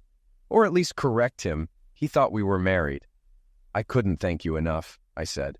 "That would mean I had something to do with you being so beautiful. And I didn't correct him because I don't mind if people think we're married. Ready for dessert?" "Yes," she said. "Can we take it home and eat it there?" Hearing her call it home instead of your house warmed my heart. When we got back, it felt like the perfect end to a wonderful night. It was strange, but at 30, I realized I didn't need anything else to be happy. When we got home, we made love, then showered and collapsed into bed. "I love you, Judy," I said. 5 months, she said. "I can't believe we've been doing this for 5 months." "We wouldn't have lasted this long if we were the type to just jump into bed with someone," I said. "Maybe not," she laughed. "But we're both the type to love deeply and exclusively." The next night, when I got home, dinner was ready, and she had something else planned. "I wanted to make sure last night wasn't a fluke," she laughed. We made it a rule not to mention Ed or Penny. The past was behind us, and we focused on the future. We had so many good times together that there was no room for the past. We did a lot of things together for the first time, but we never talked about marriage. It just never came up, even though everyone assumed we would. That was until the past caught up with us. Our mistake was moving Judy's belongings from New York to Phoenix. Penny went looking for her mom, and her grandmother and aunt, unaware of the situation, gave her our address. That's when the trouble started. One Saturday, I went out to buy supplies for a barbecue. While I was gone, Penny showed up at our porch. Judy had no choice but to let her in, hoping I'd be gone long enough to get rid of her. Penny quickly realized Judy wasn't living alone and that her housemate was likely a man. Judy confirmed it and agreed to meet her for breakfast the next morning. Penny drove off, but got lost and saw my car on her way out. Judy decided to wait until we had relaxed a bit before telling me the bad news. As we were grilling steaks and getting ready to relax, we noticed someone peeking over our 6-foot fence. Penny's eyes went wide and she started screaming. We let her in. "I can't believe you two," she yelled. "Especially you, Mom. What would Daddy think?" "Penny, we're not married anymore," I said. "So what are you doing here?" "I came to find my mother," she said. "I was hoping she knew where you were. I need help." "What kind of help?" I asked. "I've lost almost all the money you left me, and I'm about to lose my house. I was hoping you'd give me another chance. I realize how stupid I was," she said sadly. "I'm sorry, Penny, but there's no chance," I said. "You can't fight nature." "Yes, you can," she insisted. "If you want it badly enough, you can do anything. I swear I've changed." "I was talking about Judy's nature and mine," I smiled. "It's in our nature to fall in love and stay that way forever. We can't fight it. But since you're our daughter, we'll help with the house. Go home and I'll put some money in your account, but you'll need to get a job." "Why can't I stay here with you?" she asked. "Penny, just being around you reminds me of what you did, and it makes me angry all over again.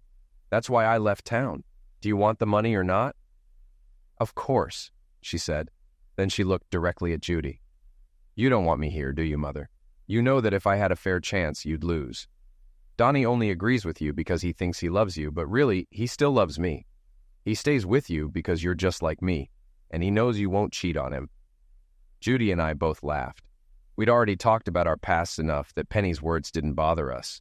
I preferred Judy's kindness over Penny's any day, and Judy appreciated that I only had eyes for her. Penny left the next morning, still angry that we hadn't let her stay, but it would have been inconvenient. Judy and I were happy with how things turned out. We both wanted to be alone together, and in some way we felt what happened to Penny was our fault. But we were content with our decision. Later, we learned that Penny had slept with several men in our neighborhood, including some of our friends, which caused a lot of gossip. One morning, Tanya saw a couple of men leaving the house and confronted them. That's how she found out everything. When she told them they should be ashamed of embarrassing their wives with the neighbor's mistress, they told her to mind her own business and suggested she watch her own husband instead. They hinted that's why I divorced Penny and left. Tanya confronted Rick, who broke down and admitted his guilt. 2 days later, as Penny was packing her suitcases, she had a strange feeling. Just as she was about to call one of the guys, she noticed Tanya sitting in the dark. "I always thought we were friends," Tanya said, tears in her eyes. "We are," a shocked Penny replied. "You had it all, Penny. A beautiful home, a good life, and a husband who adored you. Why wasn't that enough?" Tanya asked. "I never thought he'd find out," Penny said. "I love him, but I couldn't control myself. It's just something in me, like my father." "I guess you can't fight nature when that kind of desire takes over," Tanya said, and then she shot Penny. Tanya called emergency and waited for the police. It was ruled a crime of passion, and Tanya was sentenced to 8 to 15 years. Rick vowed to wait for her and visit every week. Judy and I got married after Penny's end of life. We realized we were all each other had. There were articles about us, especially because it's still rare for a woman in her 40s to carry twins to full term. We didn't name them Penny and Ed, as we kept our rule of leaving the past behind. Judy and I often visit Penny's grave and talk to her. It's sad and tragic when someone dies, and we don't wish that fate on her. Although neither of us had anything to do with her end of life, we both feel some guilt. Both Ed and Penny were sufferers of their nature. It's poetic in a way that Penny couldn't learn from her father's mistakes and met the same fate. I guess you really can't fight nature. And despite everything, we did live happily ever after.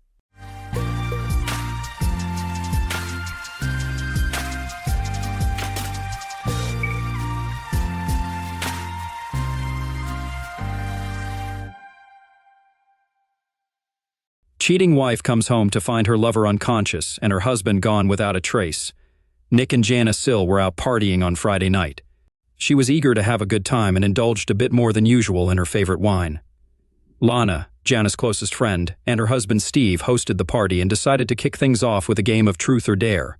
They convinced 5 more couples to join, but some of the women were hesitant, especially because Lana could be a bit harsh. The game started calmly enough, with one woman making it clear she wouldn't do anything too wild like showing her bosom.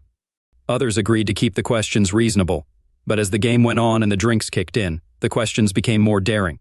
One woman suggested that any inappropriate questions could be ignored. Eventually, it was Lana's turn again, and she asked Jana, "Truth or dare?" Jana chose truth. "Who was your best lover?" Lana asked. "I suppose it's Nick," Jana replied, influenced by the wine she had consumed. With a giggle, Jana added, "Just kidding." There was a collective sigh of relief. Lana teased Nick, saying, "Well, if you're not number 1, you better fight for it." Nick's reaction was a mix of embarrassment and anger, evident from his flushed face. Jana quickly realized her mistake and tried to rectify it. She assured everyone she was just teasing Nick and that he truly was her best lover. Nick got up, muttered something about needing a beer, and left the game, not returning. Comments like, "Oh my God, Jana," and "Ouch, that's gotta hurt," filled the room. "I thought the dumb blonde stereotype was a myth, but damn, you just told your husband he's second best in front of everyone. Is he even second or is it worse?" Lana, supposedly Jana's friend, remarked. Jana attempted to get up, saying, "I was just kidding, damn it. I'm your friend," Lana suggested. They all helped calm Nick down, feeling the urgency to fix things. Even in her intoxicated state, Jana knew it wouldn't be easy to soothe her husband. She found Nick near the TV screen, not paying attention to the game. "I'm sorry, baby, I was just a little drunk. I thought it was funny, but clearly not. Please come back to the game, let me make things right," she pleaded. "No, just stay away from me. I'm leaving," he replied, standing up to say goodbye to others nearby. Lana approached Jana, asking, "Where's he going?" "Home. I need to apologize before he leaves. I messed up big time," Jana said, about to catch up with Nick. "Let him go, please. Right now, he doesn't want to hear anything from any of us," Jana said, tears welling in her eyes. "That idiot. Stay here, I'll go find him," Lana offered. "No, Lana, don't. You'll only make it worse," Jana pleaded. "We joke around all the time. What's his problem? You didn't cheat, so why is he so upset about being second?" Lana chimed in, trying to be supportive. But Jana's response wasn't what she expected. Instead of agreement, sadness and shame clouded Jana's expression. Lana immediately caught on. "Oh my God, Jana, you did it," she whispered. "Please don't say anything. If Nick thinks anyone else knows, my marriage will be over. Promise me, Lana." "Not a word, not even to Steve," Jana implored. "All right, I won't say a thing, but once you're sober, we need to talk," Lana agreed. "I need to go home. He probably won't talk to me, but I have to try," Jana murmured quietly as she headed towards the backyard gate. Lana returned, declaring, "I'm taking her home to make sure she gets there safely." By the time Lana caught up, Jana had already disappeared through the side door of her house. "Jana!" Lana called out, but Jana just waved and disappeared inside. Jana immediately went upstairs, changed into a nightgown, and climbed into bed. She reached out to touch Nick's shoulder, hoping for a reassuring kiss, but he remained still, unresponsive. Running her nails down his back, she tried to elicit some reaction, but he stayed motionless. She thought she saw a tear escape from his eye. In a final attempt to ease the tension, she whispered in his ear, "Honey, I'm so sorry. I didn't mean it. I love you." But instead of acceptance, he snapped back, "Don't lie to me. I know what you said and what it means. Or just go to hell and leave me alone." With that, he got out of bed, stormed into his den, and slammed the door shut. Jana cried herself to sleep. Morning came late, the events of the night keeping her from her usual early start. The kitchen was bare, no coffee brewing, no dishes in sight. It was clear Nick had left in a hurry, avoiding a face-to-face encounter. Jana felt a deep sense of sadness. Her guilt weighed heavily on her, her mind replaying the hurtful truth she blurted out in a moment of drunken candor. "Actually, no," she had said loud enough for everyone to hear. Their friends couldn't mistake the implication. It seemed far from a playful tease. She hoped that offering a genuine apology and sincere reassurance would convince her husband that her remark from yesterday didn't matter. Unfortunately, her apology was insincere. She was resolute in keeping this truth, as well as the reasons behind it, hidden from him and everyone else. Desperate to rectify her mistake, Jana decided to send her husband a message expressing her regrets about the previous night. "I'm so sorry about last night. With the kids on the way, I felt Lana's party was my last chance to unwind a bit.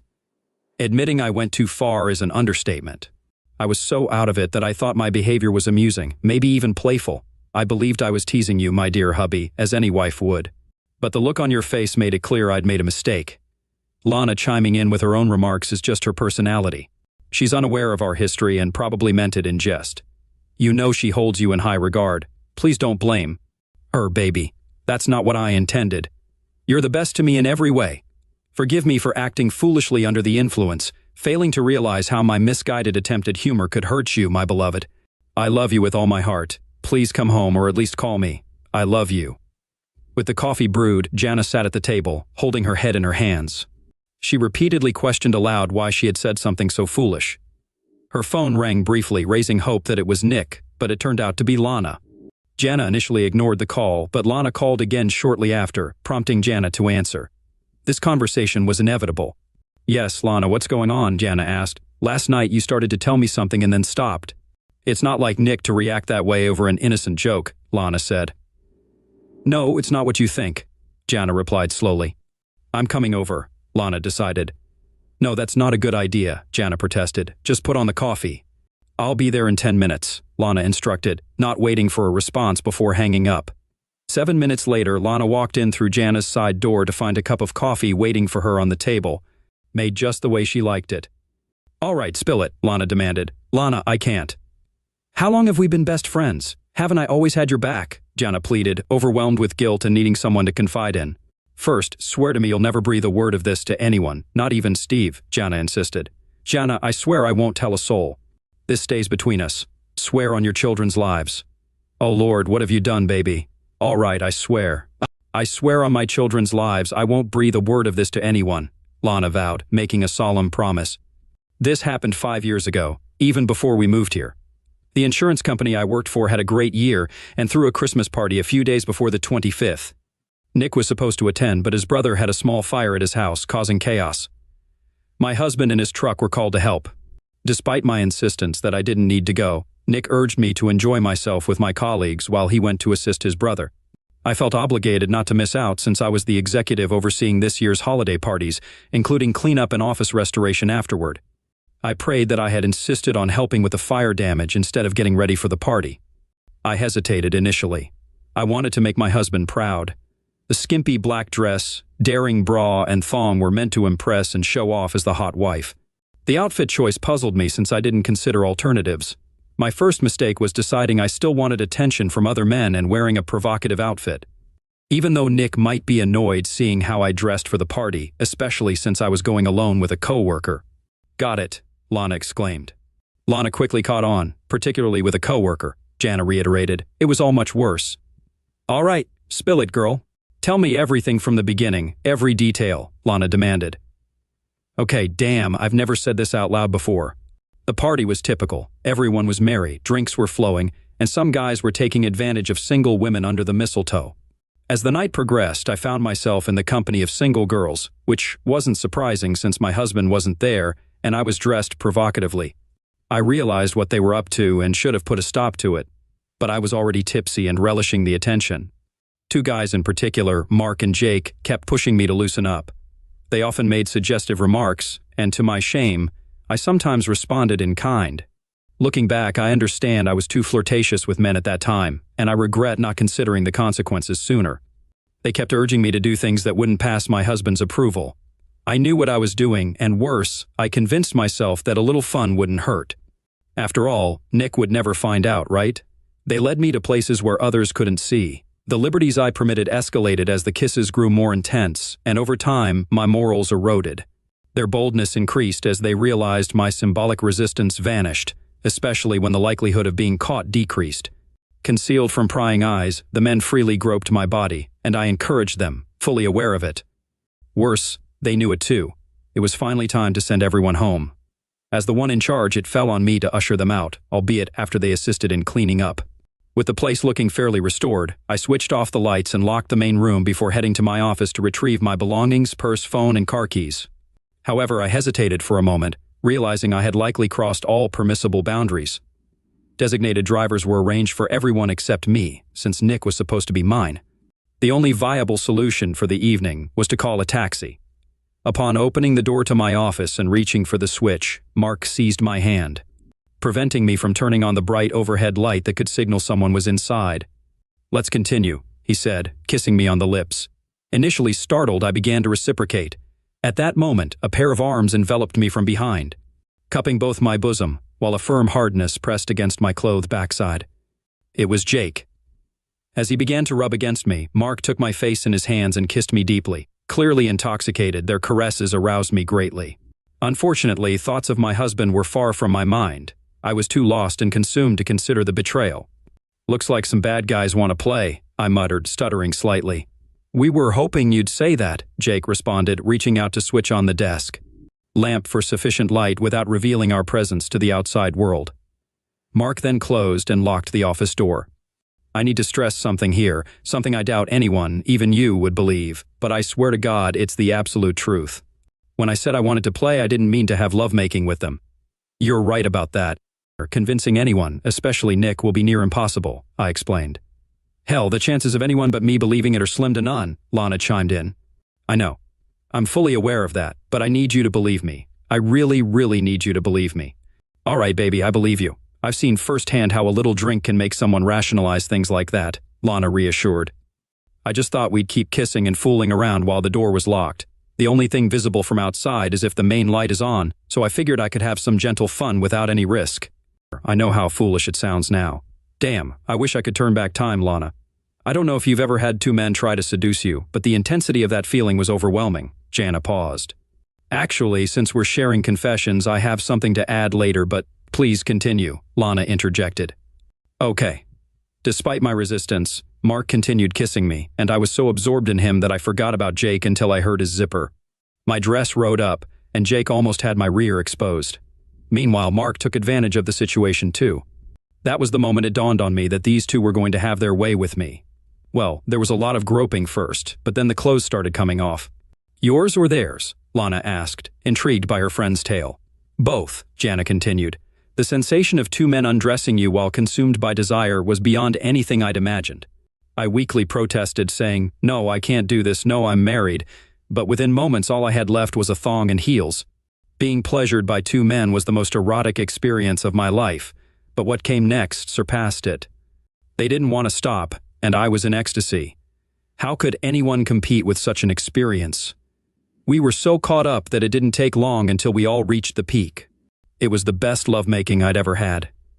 When the intensity waned, thoughts of Nick flooded in, and the magnitude of my betrayal hit me. I pleaded with them to keep our encounter a secret. It was a huge mistake, and I knew my marriage would crumble if the truth emerged. They both promised to stay silent, but I couldn't shake the fear of my betrayal being exposed. Lana sank heavily into a chair. "Now it makes sense why you reacted that way yesterday. Did Nick ever find out?" Lana inquired. Jana burst into tears before she could respond. "If you need a break, it's okay," Lana offered. "No, I need to get it out while I still can," Jana insisted and continued.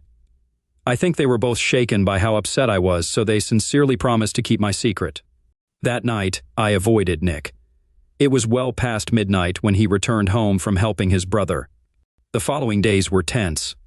Nick sensed something was amiss, but I denied it until the New Year's party.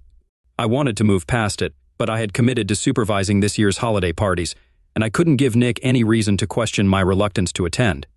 Jake was conspicuously absent, perhaps out of fear that his wife might suspect something. However, good old Mark was present and heavily intoxicated as usual.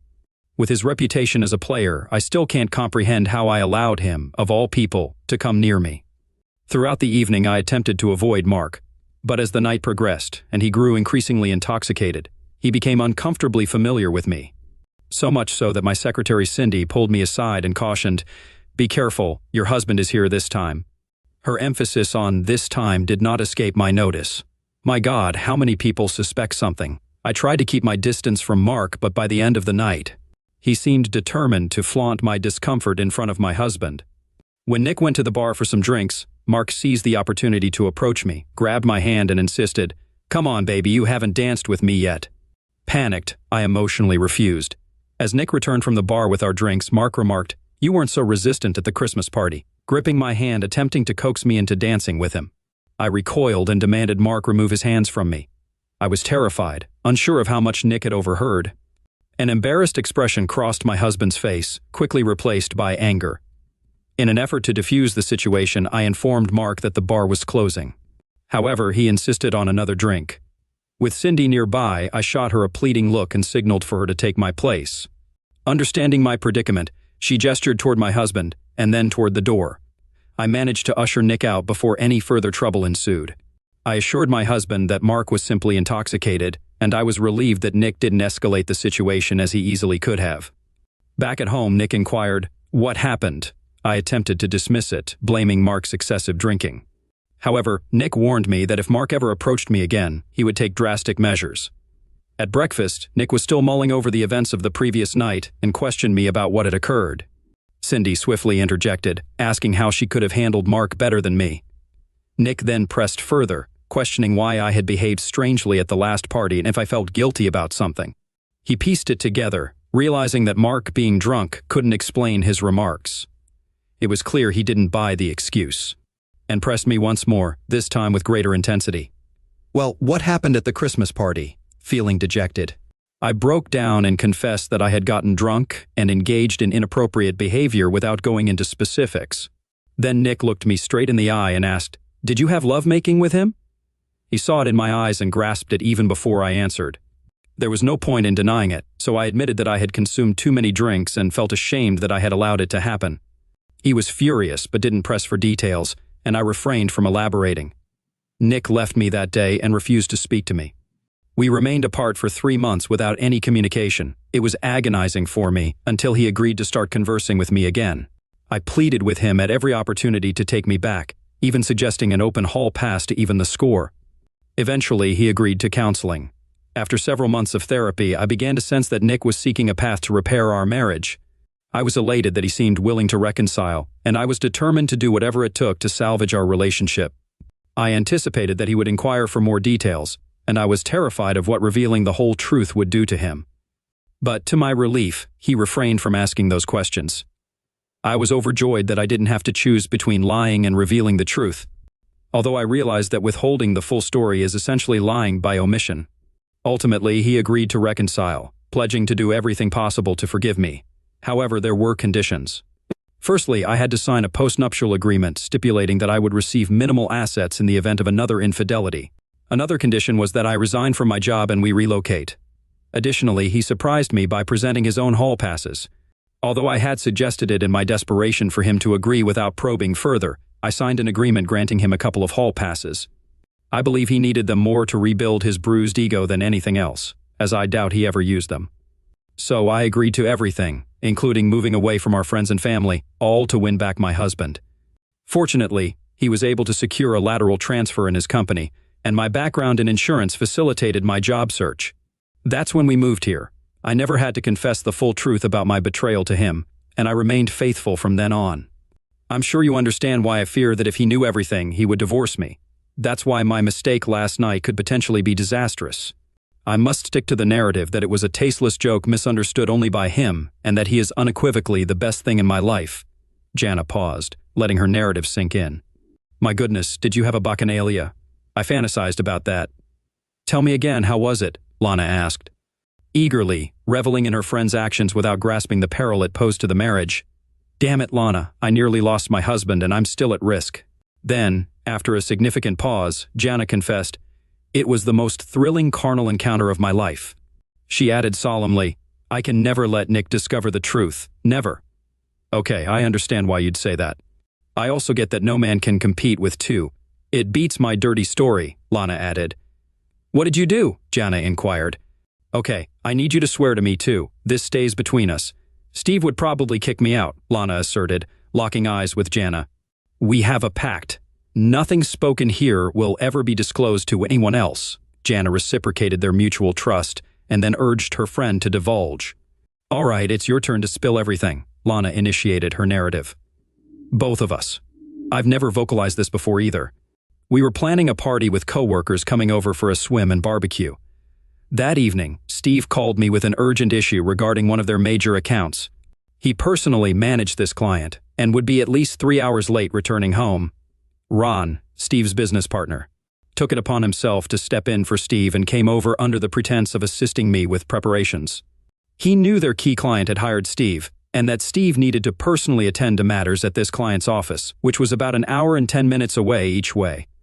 My husband is astute in business dealings, but one thing he lacks is discerning when a friend is deceitful. Man, Ron's a womanizer. He went through a divorce due to infidelity. Being single allows him to pursue his targets without concern for repercussions from a spouse. He had his sights set on me for a while, and I was aware of it. I should have alerted Steve, but I was easily swayed by Ron's flattery. I enjoyed the attention and would reciprocate, sometimes shamelessly, when Steve wasn't around. When Ron arrived to help, I was already in a bind. Instead of prepping our backyard, I spent the day lounging by the pool in a tiny bikini, awaiting Steve's return so I could start preparing for our party. I had a couple of margaritas and wasn't intoxicated, but I felt good. I should have gone inside and changed, but I didn't. Ron was clearly enjoying himself, and I relished in letting him watch. We began setting up the patio for our guests. Ron uncovered the grill and positioned it at the center of the patio for easy access. He checked the propane tank's gas levels and briefly lit the grill to ensure it was operational. Then we rearranged some chairs and tables, brought out the beer cooler, stocked the bar, and set up umbrellas. Our guests offered to bring additional holiday appetizers and sides. Once we finished, Ron made us margaritas and suggested we omit mentioning his assistance in preparing for Steve's meeting. We returned to the pool, and Ron commented on how he had worked up a sweat and how inviting the pool looked. Noticing he hadn't brought swim trunks, I teased that he could go without them, promising not to peek. Instead of continuing the playful banter, he began undressing. When he was down to just his boxers, he approached me and suggested we swim together, urging me to remove my swimsuit. I should have fled, but my intoxicated and reckless side prevailed. I stripped and impulsively dove into the pool. Ron joined me swiftly, holding me close. We were both unclothed, and I knew I'd let him have coition with me. I surrendered to him, exploring each other's bodies with caresses. It was incredibly wrong, yet undeniably pleasurable. Then Ron began touching me in a way Steve never had, sending me into a frenzy and granting me one of the most intense climaxes I'd ever experienced. The thrill of something new, so wicked and forbidden, transported me to ecstasy. After I calmed down, Ron suggested it was my turn to reciprocate and assist him in a quick finish. I complied, and we had a few more drinks. He insisted we not waste time and initiated a third round, possessing me fiercely. I was certain I'd be left with bruises as he reached his climax. I begged him to stop, and he approached me with a growl. Tears streamed down my face, feeling hurt and ashamed of betraying my husband. That night, I had to conceal my bruises from Steve, pleading with Ron not to disclose our encounter. He warned that if Steve discovered the truth, it would spell trouble for both of us. So we agreed to remain silent. Thankfully, he hasn't attempted to repeat our escapade. I'm relieved and resolved never to cheat again, regardless of the circumstances. However, we still communicate frequently and play golf together a couple of times each month. Since Ron tends to boast, I'm constantly anxious he'll reveal my secret. Steve mentioned that Ron keeps boasting about some wild woman he slept with but won't divulge her identity. I'm certain he's describing our encounter. The scoundrel is probably relishing in discussing his exploits with his oblivious spouse. If Steve ever learns that Ron is bragging about me, I fear he'll lash out at us both, and perhaps rightfully so, Lana finished, her voice trembling slightly. With these words, Lana concluded her harrowing tale. Later that day, Lana phoned Jana. "Hey friend, is everything back to normal?" "No, Lana. I haven't heard a peep from Nick. 5 years later, I thought we had moved past it. Have you ever heard about this guy Mark?" Lana inquired. "No, but my mom mentioned a coworker named Mark who got roughed up pretty bad when he left the bar. Do you think it was Nick?" "I'm not sure. I'm too scared to ask. Plus, I never want to reopen old wounds and cause him more pain. That's why it's so awful that I messed up last night and made him relive it all over again. I'm really worried he won't leave me." "Honey, he loves you too much. He's just hurt, reliving the fact that you cheated on him. Look, he's already forgiven you for what he knows about. He'll come around, trust me," Lana reassured. "I don't know, I'm terrified, Lana. We were planning to have kids. I had my last drink at your party, and then we were going to start trying to conceive. Now, I'm not so sure," Jana confided. "Are you still planning to get pregnant? That's fantastic," Lana responded enthusiastically. "I stopped taking the pills 3 days ago, but now maybe he's relieved we don't have a child. Who would want to complicate a divorce?" Jana replied, tears streaming down her face. "Listen, he's probably just passed out drunk in his motel room and we'll sleep it off. Don't worry, you'll soon be filled with little swimmers." "Hey, my grizzly bear is calling. I gotta go. Hang in there. I'll call you tomorrow, okay? Take care of Steve. We'll talk tomorrow. Bye. Both women drifted off to sleep. Jana spent a long, lonely night waiting on the sofa for her husband, who never returned. At 3 in the morning, exhaustion finally overcame her, and she fell asleep. Nick rose early on Saturday, packed enough to stay away from home for several days, unwilling to face his wife. He headed to a diner for breakfast. As he sipped his coffee, he replayed the events of the previous evening in his mind. That damn woman. That damn woman. So I'm not her best lover? I guess that idiot Mark really knocked her socks off. Damn woman, he muttered angrily to himself. He glanced at his phone and powered it off. Let her figure out where I went, he mused. Nick poked at his ham and eggs, pondering his next move. A short-term question arose. What to do for the rest of the day? Then came the inevitable long-term one. Would he ever return home, or should he divorce this woman? Divorce. Lord, is this what it's come to? It doesn't sit right, but making a decision now when I'm furious might not be wise. Perhaps I should go back and confront that damn idiot again. No, I was lucky not to get caught last time. I need to think. Maybe hitting the golf course would clear my head. That's it. Everything I need is there already. Maybe there I can figure out what to do about my damn disrespectful wife. He joined another couple, having his own cart, which gave him more time to contemplate since he didn't feel like chatting with his cart companion. After the match, he had a couple of drinks, and the first bright spot of the day was seeing his favorite bartender, affectionately known as Susie Q. Susan Bryant was her real name. They always bantered back and forth, flirting playfully. Despite the flirtation, he never attempted to seduce her. Their suggestive exchanges were merely playful conversations. He assumed she was just trying to boost her tips, which indeed worked. Susie Q immediately sensed that Nick's usual carnal banter was absent, and that something was troubling him. When the other golfers left, Nick felt it was the right time and place to continue drinking. Noticing that it wasn't busy, Susie Q approached him. "What's wrong, honey? I miss your usual charm," she started. "Ah, the usual drama at home," he replied. "Come on, darling, you always say that. You can confide in me about anything, sweetheart. That's what I'm here for." Last night, during a game of Truth or Dare, my wife announced to me and everyone else that I wasn't the best lover she's ever had, he confessed. Damn. Is she upset with you or something? I don't believe for a second that's true about you. The way you flirt with me all the time gets me going, she chuckled. I wish you meant that. I need a hot woman to help me relax a bit, he lamented. Do you think I'm hot? She asked, giving him a seductive smile. Hell yes, but I know I'm just a customer and you're doing your job. I get it. I don't stand a chance with you, he replied. She looked him straight in the eyes and said, You do have a chance. This caught Nick off guard. I wish you'd take seriously that you have a chance. A few years ago, my wife messed up. She got drunk and cheated on me with some idiot. After a lot of soul-searching and therapy, I agreed to take her back, but under certain conditions. One of them was for me to have a couple of hall passes to even things out. She gave you free passes to be with other women? Is that for real? Asked Susie. That was the deal. It's even in writing, he confirmed. I'll never tell my husband he's not the best lover, whether it's true or not. It's just not something you say carelessly, she declared. Nick, I'm off at 5 if you want to cash in one of those passes. Be here, Susan said, observing more golfers entering the room before leaving Nick to ponder her proposition as she tended to her new customers. Nick thought to himself, God, I always thought she was just humoring me because I tip well. Maybe she was actually offering me something more. Well, Jana agreed to the passes, and Susie Q might be able to give me what I need to regain my confidence. It was 3 in the afternoon, 2 hours before her shift ended. Nick decided against sitting in a bar getting drunk and deliberating on his next move. Instead, he dropped 2 $50 bills on the counter, totaling $58 to settle the tab, waved to Susan and said, I'll be back. He couldn't shake Susie Q's best attributes from his mind. She possessed an eye-catching 36D bosom that drew everyone's attention. Susie Q herself was a stunning woman, several years his senior but didn't look it. To add to her allure, she had a voluptuous and appealing rear. Considering his options, he muttered to himself, Jana never felt the agony of betrayal, the unbearable pain I had to endure. Perhaps she wouldn't be so promiscuous if she had experienced what I did. To hell with it. I'm going to shower, change, and return to the bar.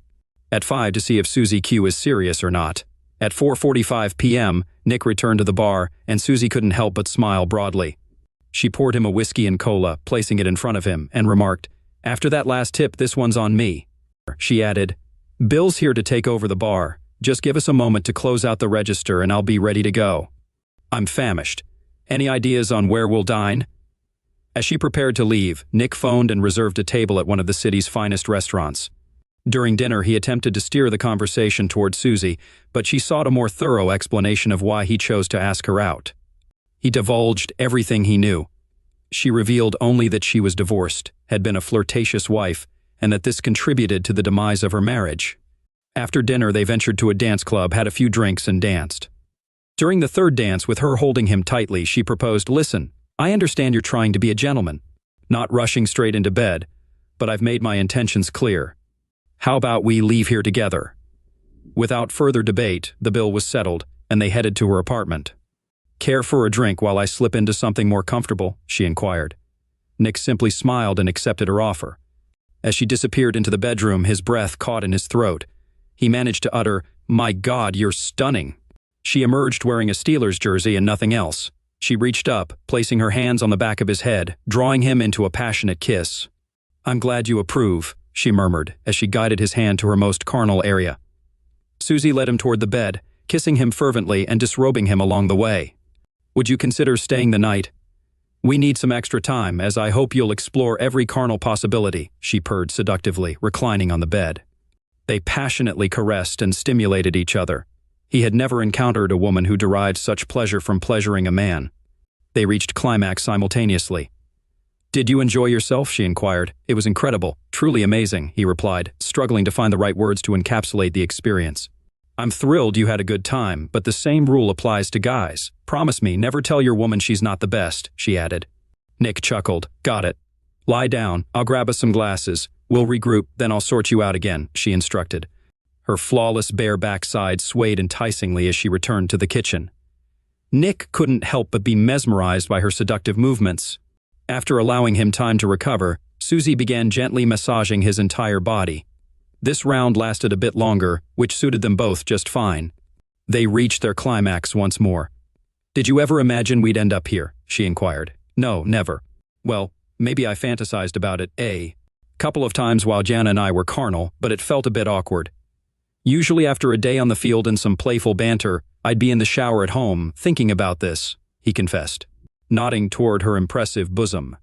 Susie giggled, then added, "I never thought it would actually happen either. I fantasized too, imagining how you'd make me feel. In reality, it's so much better, isn't it?" "Yes, much better. Please stay with me today. I know this is probably a one-time thing, so let's make it special." "It's been a while since I woke up next to a man," she requested. Nick nodded and Susie Q grinned. After recharging sufficiently, she said, "I hope you're ready for the final round." No further encouragement was needed. The next morning, Nick awoke to the aroma of bacon. Susie Q had already prepared coffee and breakfast. As he strolled into the kitchen fully dressed, he asked, "Is all this necessary?" "It's okay. I wanted to go all out," she reassured him with a smile. "Susan," he began, "don't apologize. I know you still love your wife. I'm mature enough to understand.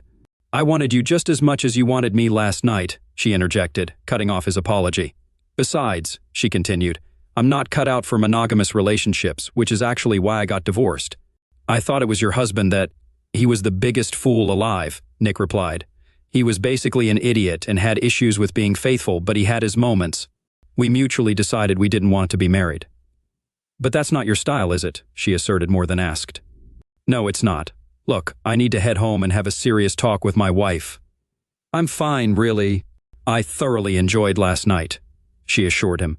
"Finish the breakfast I made for you. From now on, we'll just be naughty friends again, teasing each other at the club," Susan declared. After finishing his meal, Nick stood up, pulled her close, and kissed her passionately, reigniting her arousal. "I'm off," he said as he headed toward the door. "If you ever need another hall pass, cash it in with me," she added. "You'll be my first choice," he replied with a wave goodbye. Sunday morning, Jana, feeling sleepy and deprived of rest, was awakened by Lana's call. "Hey there, any word from Nick?"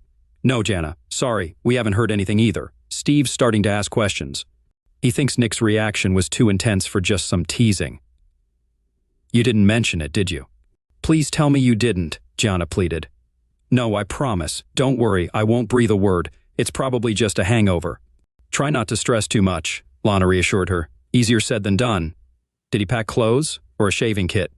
"He grabbed some stuff, toothbrush, razor," Jana replied. "What about his suits?" He usually wears them to work, right? I think they're all in the closet, Jana said. He's got work tomorrow, right? He'll be back today, I'm sure. When he does, shower him with love, Lana advised. But what if he doesn't return or says it's over? Jana let her worst fears surface. That doesn't make sense. He's not going to end things now, after forgiving you. He'll cool off and come home. You might have to swallow some pride, but do what it takes, Lana encouraged. I just want him back so I can show him how much I love him. I think he's pulling in. Gotta go, Jana said, ending the call. When Nick arrived, Jana was already seated at the kitchen table. We need to talk, he said, causing Jana to gasp, half expecting him to end things. You tore my heart out. All those awful images of you with that guy came flooding back. To hear I wasn't your best lover, it felt like your date was more than just a joke, he started. Jana seized the moment, repeating most of what she'd said in her Saturday morning message, hoping to sway him back home. Baby, that's not what I meant. I was drunk, thought I was joking, playing a prank. I wasn't thinking about the past. I was just teasing, like any wife would. Nobody thought I was serious. Even Lana's comment was just in jest. She's been calling, apologizing, feeling awful, blaming herself for our problems, she explained. I don't know. It felt like more than just a joke, and I don't want Lana dragged into this. This is between us. Please tell me you didn't tell her anything else, Nick pressed, fearing Jana might spill the beans. No, baby, I didn't. Just between us, she assured, adding another layer to the lie. I swear that's not what I meant. You're everything to me. Let me make it right, Jana pleaded. Okay, let's say I believe you. But there's something else. On Saturday, I went to the club. When those memories came back, I was furious. I started to resent you for what happened. Even after 5 years, it still hurts, Nick confessed, leaving Jana frozen, uncertain of what came next. Afterward, I lingered at the bar, hoping to drown my sorrows. The guys I was with finished their drinks and left. Susie, the bartender, noticed my downcast mood since we'd always been friendly. She came over and asked what was wrong. I was already quite drunk, so I spilled about last night and how you didn't think I was the best. Susie offered, if I wanted to cash in one of my passes, she'd be off at 5. I went back to the course, playing a few more holes, trying to figure out if I wanted to use her to get back at you. I was also considering a divorce. When Nick mentioned divorce, Jana took a deep breath, not wanting to delay as he continued. I realized ending us wasn't exactly what I wanted, but I needed to alleviate the pain you caused. It may seem petty, but I wanted you to feel the same hurt. Just before the end of the workday, I returned to the bar. Susie understood without a word. Jana was speechless. The gravity of her husband's confession sank in, tears streaming down her cheeks as he went on. We quickly made plans for the evening, including dinner and dancing. Then I spent the night with her. Nick felt ashamed. The free pass he used wasn't free at all. He wanted Jana to suffer, and he succeeded, but the emotional toll on both of them was high. Oh my God, Jana exclaimed, rushing to the bedroom and locking the door. Nick believed trying to talk with her now would be fruitless, so he went to the utility room for his work clothes. After changing, he went outside, started the lawnmower, and began working on the lawn. Wanting to prolong his time away, he also mowed their elderly neighbor's yard, a task he often did. While washing his truck, he noticed her car was gone. He figured she must have left while he was mowing the neighbor's grass. Soon after, Jana returned, parked the car, and emerged with a small bag. Spotting her husband, she didn't approach him but headed inside instead. He assumed she might have dashed off to the store. After completing her tasks, it was 5 p.m, and Nick finally conceded that he had run out of excuses to delay going back inside.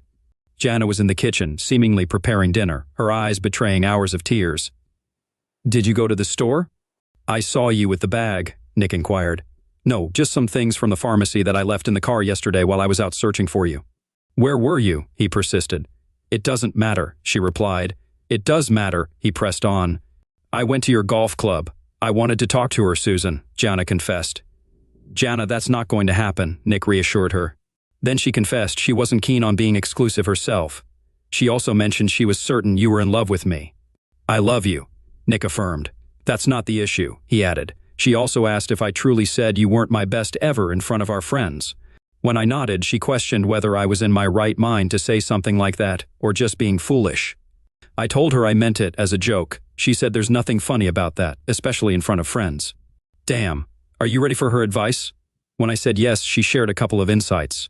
What were they? Nick inquired.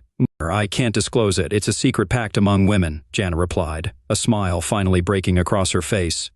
After the truth or dare fiasco, Susan shared that a woman should always uplift a man's ego, particularly in public.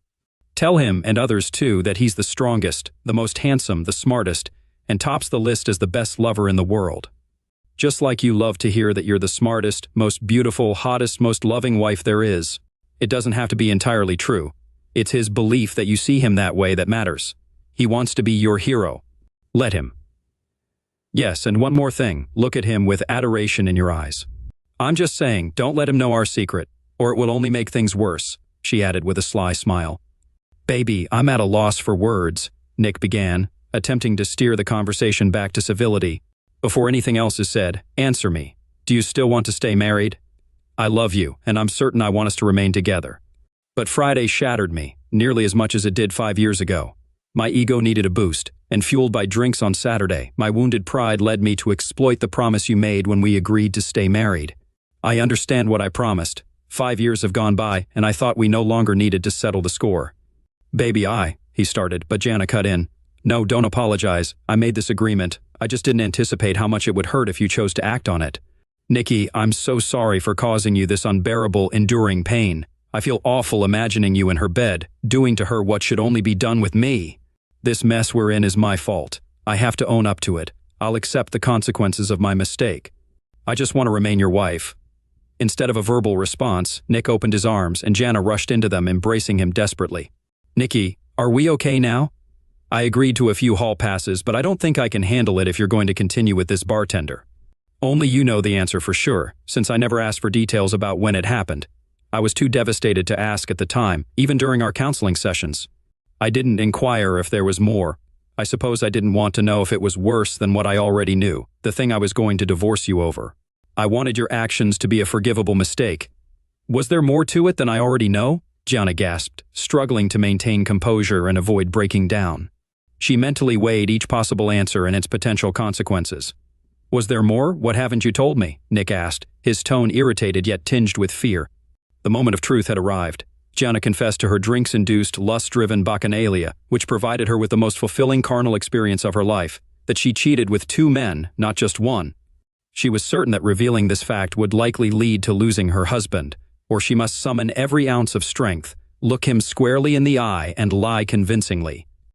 Jana had been pondering how to answer this direct question for 5 years. She reasoned that disclosing everything would inflict even greater pain on Nick and likely end their marriage. Neither option was acceptable to her. She concluded that this would be her burden to bear, a sacrifice she must make to salvage her marriage and shield it from unnecessary agony. Though initially taken aback, her response came promptly and didn't seem fabricated. He had no clue she'd been preparing for this moment for so long. She lied as if her life depended on it. No, my love, I gave that idiot access to my body once. Let's call it even. We both need to let this go, or it will destroy our marriage. If you can truly forgive me and let go of my past mistake, I won't breathe a word about your encounter with Susan. I need this to be over. Do we understand each other? She pleaded with her eyes. Yes, I need it to end too. What we did to each other caused immense pain. I agree that if we keep dwelling on it, we won't survive. I don't need passes anymore, he said. I love you, he continued. I love you more than you realize. I'll never again make you doubt that you're my best at everything, she replied. Both of them set aside the events of the previous weekend and those from 5 years ago. There would never again be a reason to dredge up a malignant past.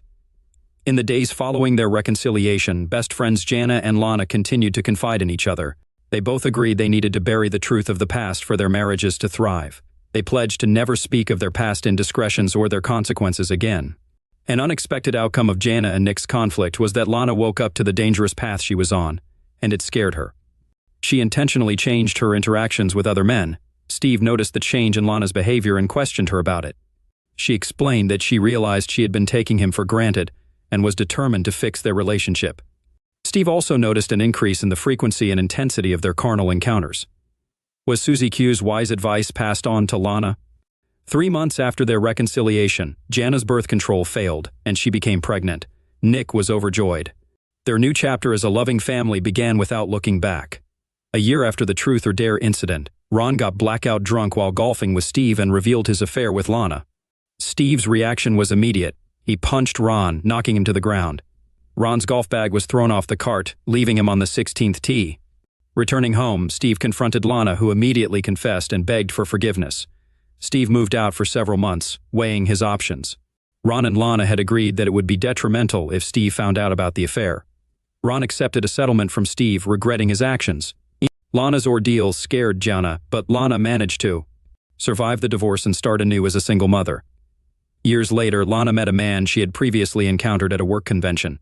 They started dating, got married, and relocated to his home state. The once close friendship between Gianna and Lana suffered due to deceit, now reduced to occasional Christmas cards and random phone calls. Only 4 people knew the truth about Gianna's indiscretion. The only one who could threaten Nick and Gianna's marriage was Gianna herself, and she vowed never to do so.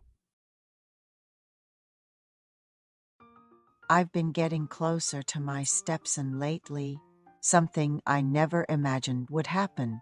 I became a divorcee just a year into my marriage. It turned out my ex-husband had been seeing someone else all along, and I was the only one in the dark. He had been with his girlfriend for a long time, but his family opposed their relationship. Unaware of all this, I happily went ahead with the marriage. I never snooped on his phone when we were dating. It just seemed natural for a man and woman of marriageable age to meet and start a family. However, problems started surfacing during our honeymoon. My husband kept stepping out, and when he returned after a while, his expression was bitter. I would have understood if he just went out for a smoke, but his demeanor was unusually gloomy for a newlywed, and he wasn't affectionate towards me at all. It turned out he had another woman, and he was in contact with her not only on our wedding day, but also the days following. I confronted him quietly, asking if this was how he intended to live, questioning if anyone could see him as a man who had just started a new family. He was indifferent.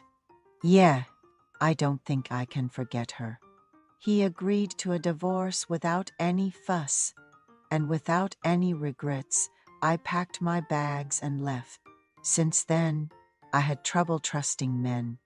Although it's gotten better, there was a tendency to look down on divorcees. So, I never mentioned that I was a divorcee or that I lived alone unless asked. I didn't open up about my situation unless someone inquired. But there was something different about the man I was introduced to later. At least, he didn't seem like he would cause trouble over another woman. I met him in my early 40s. He was raising a college-aged son. His son was also gentle and handsome. When I got divorced, I was in my late 20s, a time when many of my college friends were getting married and starting families. Looking back, I experienced both marriage and divorce during what many consider the prime years of one's life. It wasn't until over a decade later, in my early 40s, that I met my current husband. He was a divorced man raising his son alone. His voice alone conveyed his kindness, and he had a friendly and welcoming demeanor. However, I soon discovered that, much like my first husband, he had a weakness for the attention of other women. This repeated issue caused me considerable stress, leading me to regret my decision to remarry. Despite my disappointment in my second husband's inability to resist other women, I found solace in my stepson, who respectfully called me Mom and did not follow in his father's footsteps. He was a bright college student, cheerful and insightful, which made me proud of how well he was raised, seemingly in spite of his father's example. Initially, our relationship was somewhat awkward, since I became his stepmother when he was a freshman in college. However, he grew on me as he shared memories while looking through photo albums, watched TV with me, and prepared late-night snacks when his father came home late. His attentive behavior made me feel wanted in the household, and over time, my fondness for him evolved, confusingly seeing him as more than just a stepson. Despite these feelings, I reminded myself of the impossibility of them. As a successful freelancer, I was financially independent and didn't need to rely on a man, but I couldn't bear the thought of hurting my stepson, who had come to see me as a mother figure. My son once mentioned while looking through an album, "Mom left us for some reason when I was deep in my teenage years." He still doesn't understand why his mom decided to divorce. It was clear he craved a stable family environment, and I could see his lips quiver slightly when he spoke about his mom. Knowing how much he longed for her presence, I thought it was right to divorce my current husband, but I decided to hang in there a bit longer. From the day I visited, my son held my hand and said, "Mom, let's get along well," which was both touching and heart-wrenching. Despite being an adult, he still harbored insecurities, and I resolved to make our relationship work. My husband's constant late nights caused a lot of stress, and I grew tired of bringing up his issues and arguing. His blatant late returns became more frequent, to the point where I no longer saw him as a partner. When my son applied for a student exchange program and began studying languages, I felt I had no reason to stay in this house without him, yet the thought of him leaving was deeply saddening. I couldn't get angry at my husband's insincere late returns anymore, but I couldn't bear to hurt my son, who chatted away beside me as I prepared meals. I decided to foster a closer relationship with my son, and oddly enough, alcohol played its part well. As my son got busy with language school, I made special snacks to encourage him. "Son, let's have a beer." "I've got wedge fries today," I said, and he came running in light clothes, massaging my shoulders. We spent the night together until late, while my husband was away on a supposed on-night, 2-day workshop, which I hardly cared whether was true or not. Being remarried and lying alone in a large bed felt lonely, but spending time with my son felt truly wonderful. He said in a shy voice, "Mom, this is a first for me, too," which I replied, "Mom doesn't know much about men either, just got older," as I stroked his back. Since that day, I've been unable to let go of my son's reaching hand. Thinking about him leaving for a foreign country next month brings tears to my eyes unreasonably. He might study there and even meet a woman to marry. Lately, I've been speaking to him in formal language. At first, he was surprised, but soon he listened attentively with a proud face. To be parting ways with such a thoughtful and deep son. I have no words if you find it suffocating, because he was the first man who truly reached out to me. Saying goodbye seems incredibly hard. My son, who filled my life of betrayal with smiles, is indeed my true husband. Welcome to Lost Relation Chronicles. I saw the baby and I was shocked. It was not my race. My heart sank. Today we bring the story of a man who discovers that his wife cheated on him when her baby is born. Let's get on with the story. When my wife was 6 months pregnant, we were thrilled to learn that we were expecting a boy. We celebrated with a baby shower and made all the necessary preparations for our expanding family. With a 5-year-old son already, we thought we could reuse some of his things. When the day of labor arrived, I stood by my wife's side, no stranger to the birthing process, having been through it 5 years ago. Looking back, as our firstborn grew older, I started having doubts about whether he was truly mine. Despite having doubts, I was overjoyed when he was born, as I had married my best friend. At 29, I am happily married to my 27-year-old wife. We quickly became best friends after meeting at a park and had been together for 5 years. Our son was conceived shortly after we became intimate, so suspicions of infidelity didn't cross my mind. However, as our son grew, I couldn't shake the feeling that he didn't look like me at all. The differences became more apparent, and I found myself questioning his paternity. His features seemed vastly different from what I expected a child of mine to look like. I have nieces and nephews, and my wife has her own, but our son didn't resemble anyone on my side of the family. What added to my concerns was my wife's behavior. There were inconsistencies in her schedule, and she often went out without a clear explanation of where she was going. One incident stood out when she claimed to be visiting a friend in the hospital, causing me to leave work early to relieve the babysitter. However, I later discovered through social media that the friend was on vacation at the time. In that intense moment in the delivery room, as my wife was going through the pain of labor, I found myself standing by her side, holding her hand tightly. The atmosphere was charged with anticipation, and I could feel the weight of the impending delivery. This was supposed to be the moment we welcomed our second biological son into the world, a fresh start for us. As the medical team guided her through the stages of labor, coaching her on breathing techniques and providing support, I was there offering words of encouragement. I remember every second vividly, as the contraction intensified and the medical team prepared for the final stage of delivery. The cry of the baby pierced through the room before I laid eyes on him. However, when I finally saw him, a sense of confusion washed over me. Something didn't seem right. It was as if he looked like a mixed-race baby.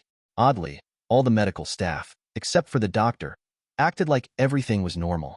The doctor, though, gave me a look that cut through the tension, almost as if he was confirming my own racial identity before recomposing himself. This unexpected twist added another layer of complexity to the doubts that had been lingering in my mind. It's a moment that marked the most traumatic experience of my life, surpassing even the birth of our firstborn. As I stood there, I couldn't shake the feeling that something was amiss, and the look from the doctor only deepened my sense of unease. The glaringly obvious difference in the baby's race hit me like a ton of bricks. Frozen in disbelief, I stood there as everyone around us acted like it was a perfectly normal occurrence. The grip of my wife's fingers around my palm grew tighter, and I felt my world closing in. It wasn't until after the medical team left the room that I regained control of myself. The need to confront her was overwhelming, but she was too tired and sleepy from the ordeal. I walked out of the hospital, refusing to help her and avoiding any involvement, leaving her family to assist her and the baby back home. I couldn't bear to be around, let alone sign the birth certificate. The side of the family that perceives me as a terrible person doesn't know the truth, that she was the one who cheated. Shortly after, I decided to do a DNA test on my 5-year-old son. The day I received the results marked the day I filed for separation from what had become a sham of a marriage. I served her divorce papers while she was still recovering from childbirth. My mom and sister were there, having helped her out of the hospital, and they turned combative when I served her the divorce papers.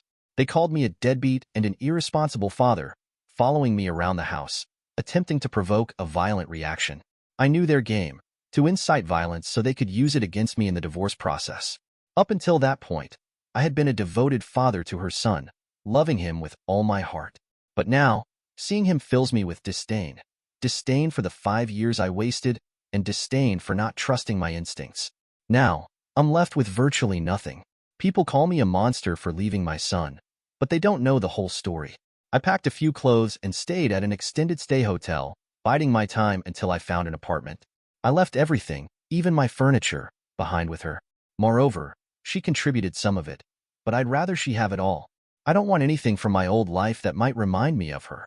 Even when I was at the hotel, and she didn't know where I was, she tried multiple times to guilt me into coming back. She went to the extent of having our 5-year-old call me at random hours of the night, crying and begging for his daddy to come back home. It was a manipulative tactic to torture me further, as if she hadn't done enough. She constantly told me how much damage I was doing to the family. In every conversation, whether online or offline, where our son was brought up, I was berated and shamed. Despite not being the boy's biological father, I am his dad. It's a painful reality that despite my commitment and love for him, the continuous betrayal and infidelity overshadowed everything. Throughout our marriage, she cheated on me repeatedly, eroding the trust and foundation of our relationship. To make matters worse, she used our mutual friends to gang up against me. As a result, I distanced myself from most of them, as they labeled me a despicable person for abandoning the child. My parents and siblings have been a source of support, understanding the complexity of it all, especially since they've bonded with her son and babysat for us. But even their support doesn't erase the pain and confusion I'm going through. It's disheartening to realize that, for some friends and family, my feelings don't seem to matter much. They expect me to man up and continue playing a role that isn't mine, despite the fact that a DNA test has proven the child isn't biologically mine. The pressure to be a father to a child born out of my wife's betrayal is intense. It's frustrating that my feelings are being dismissed or misunderstood. I've come to the realization that, in many people's eyes, I'm supposed to put aside my pain, betrayal, and emasculation to continue being there for a child who isn't biologically mine. The accusations that I never loved him or was always looking for a way out only add to the emotional burden. The expectation that I should continue to be a father to a child born out of infidelity is difficult to bear. It's not realistic to expect me to maintain that role as we go through a divorce and I pursue a disestablishment of paternity. The emotional toll of being cheated on, lied to, and used by someone who hasn't been truthful about her actions is profound. I still have my own life and feelings to consider. While I love the child like my own, the idea of playing a role that isn't truly mine is becoming increasingly difficult. It's not about abandoning an innocent child, but rather about recognizing the reality of the situation and taking back control of my own life. It's crucial to make it clear that I don't harbor any resentment towards the child. He's an innocent casualty of his mother's actions, and I feel a deep sadness when I think about what he must be going through. However, every time I look at him, I can't escape the reality of the 5 years of deception and betrayal that I endured. This situation is far from easy for me, and I find it impossible to put aside my feelings of hurt and frustration to maintain a role that was built on lies. The life I thought I shared with him was nothing more than a facade created by his mother. It's a painful truth that I can no longer bear, and for the sake of both of us, I've decided to pursue a disestablishment of paternity. I find myself questioning why she isn't actively searching for his real father. She knows who he is, and it seems like a more reasonable approach than clinging to a situation that's based on deception. Instead, she's fighting the divorce and pushing for child support, making it clear that she wants to keep me entangled in a life that has already proven to be a web of lies. My lawyer has mentioned that there's a good chance of not paying child support based on similar cases in the state, but the uncertainty adds to the stress. Money is not my biggest concern here. My primary worry is that his mother will continue to use him against me. I still care for him, but it's time for me to move on and start afresh. Admitting to this colossal mistake is painful, and the time and trauma invested in this relationship are something I know I can never fully recover. But moving forward seems to be the only viable option for both of our sakes. It's indeed a complex and emotionally challenging situation that the original poster is going through. The issues around paternity fraud are sensitive and can have profound impacts on individuals and families. The legal aspects of disestablishment of paternity vary depending on jurisdiction, and it's true that some places may allow it under certain conditions even without the biological father's consent. The shift towards prioritizing the welfare of the child, often at the expense of the legal father, is a significant concern that has been discussed in various contexts. The comparison to the Titanic scene, where women and children go first, is a poignant analogy for how family courts often operate. Men can feel disposable, and the legal system's focus on holding them accountable for decisions they had no part in can be incredibly challenging. The information about paternity tests being banned in France raises questions about the balance between preserving the peace of families and the right to know one's biological parentage. It's a complex issue that involves ethical, legal, and societal considerations. The underlying point you make about the importance of choice for both partners in situations of infidelity is a valid one. Relationships are built on trust, and when that trust is broken, individuals should have the autonomy to make decisions that align with their values and well-being. Overall, this story highlights the need for open conversations and awareness around issues of paternity fraud, relationship transparency, and the rights of all individuals involved. It's a topic that requires careful consideration and compassion for everyone affected. Dear listeners, please share your thoughts in the comments section below, and don't forget to like, share, and subscribe.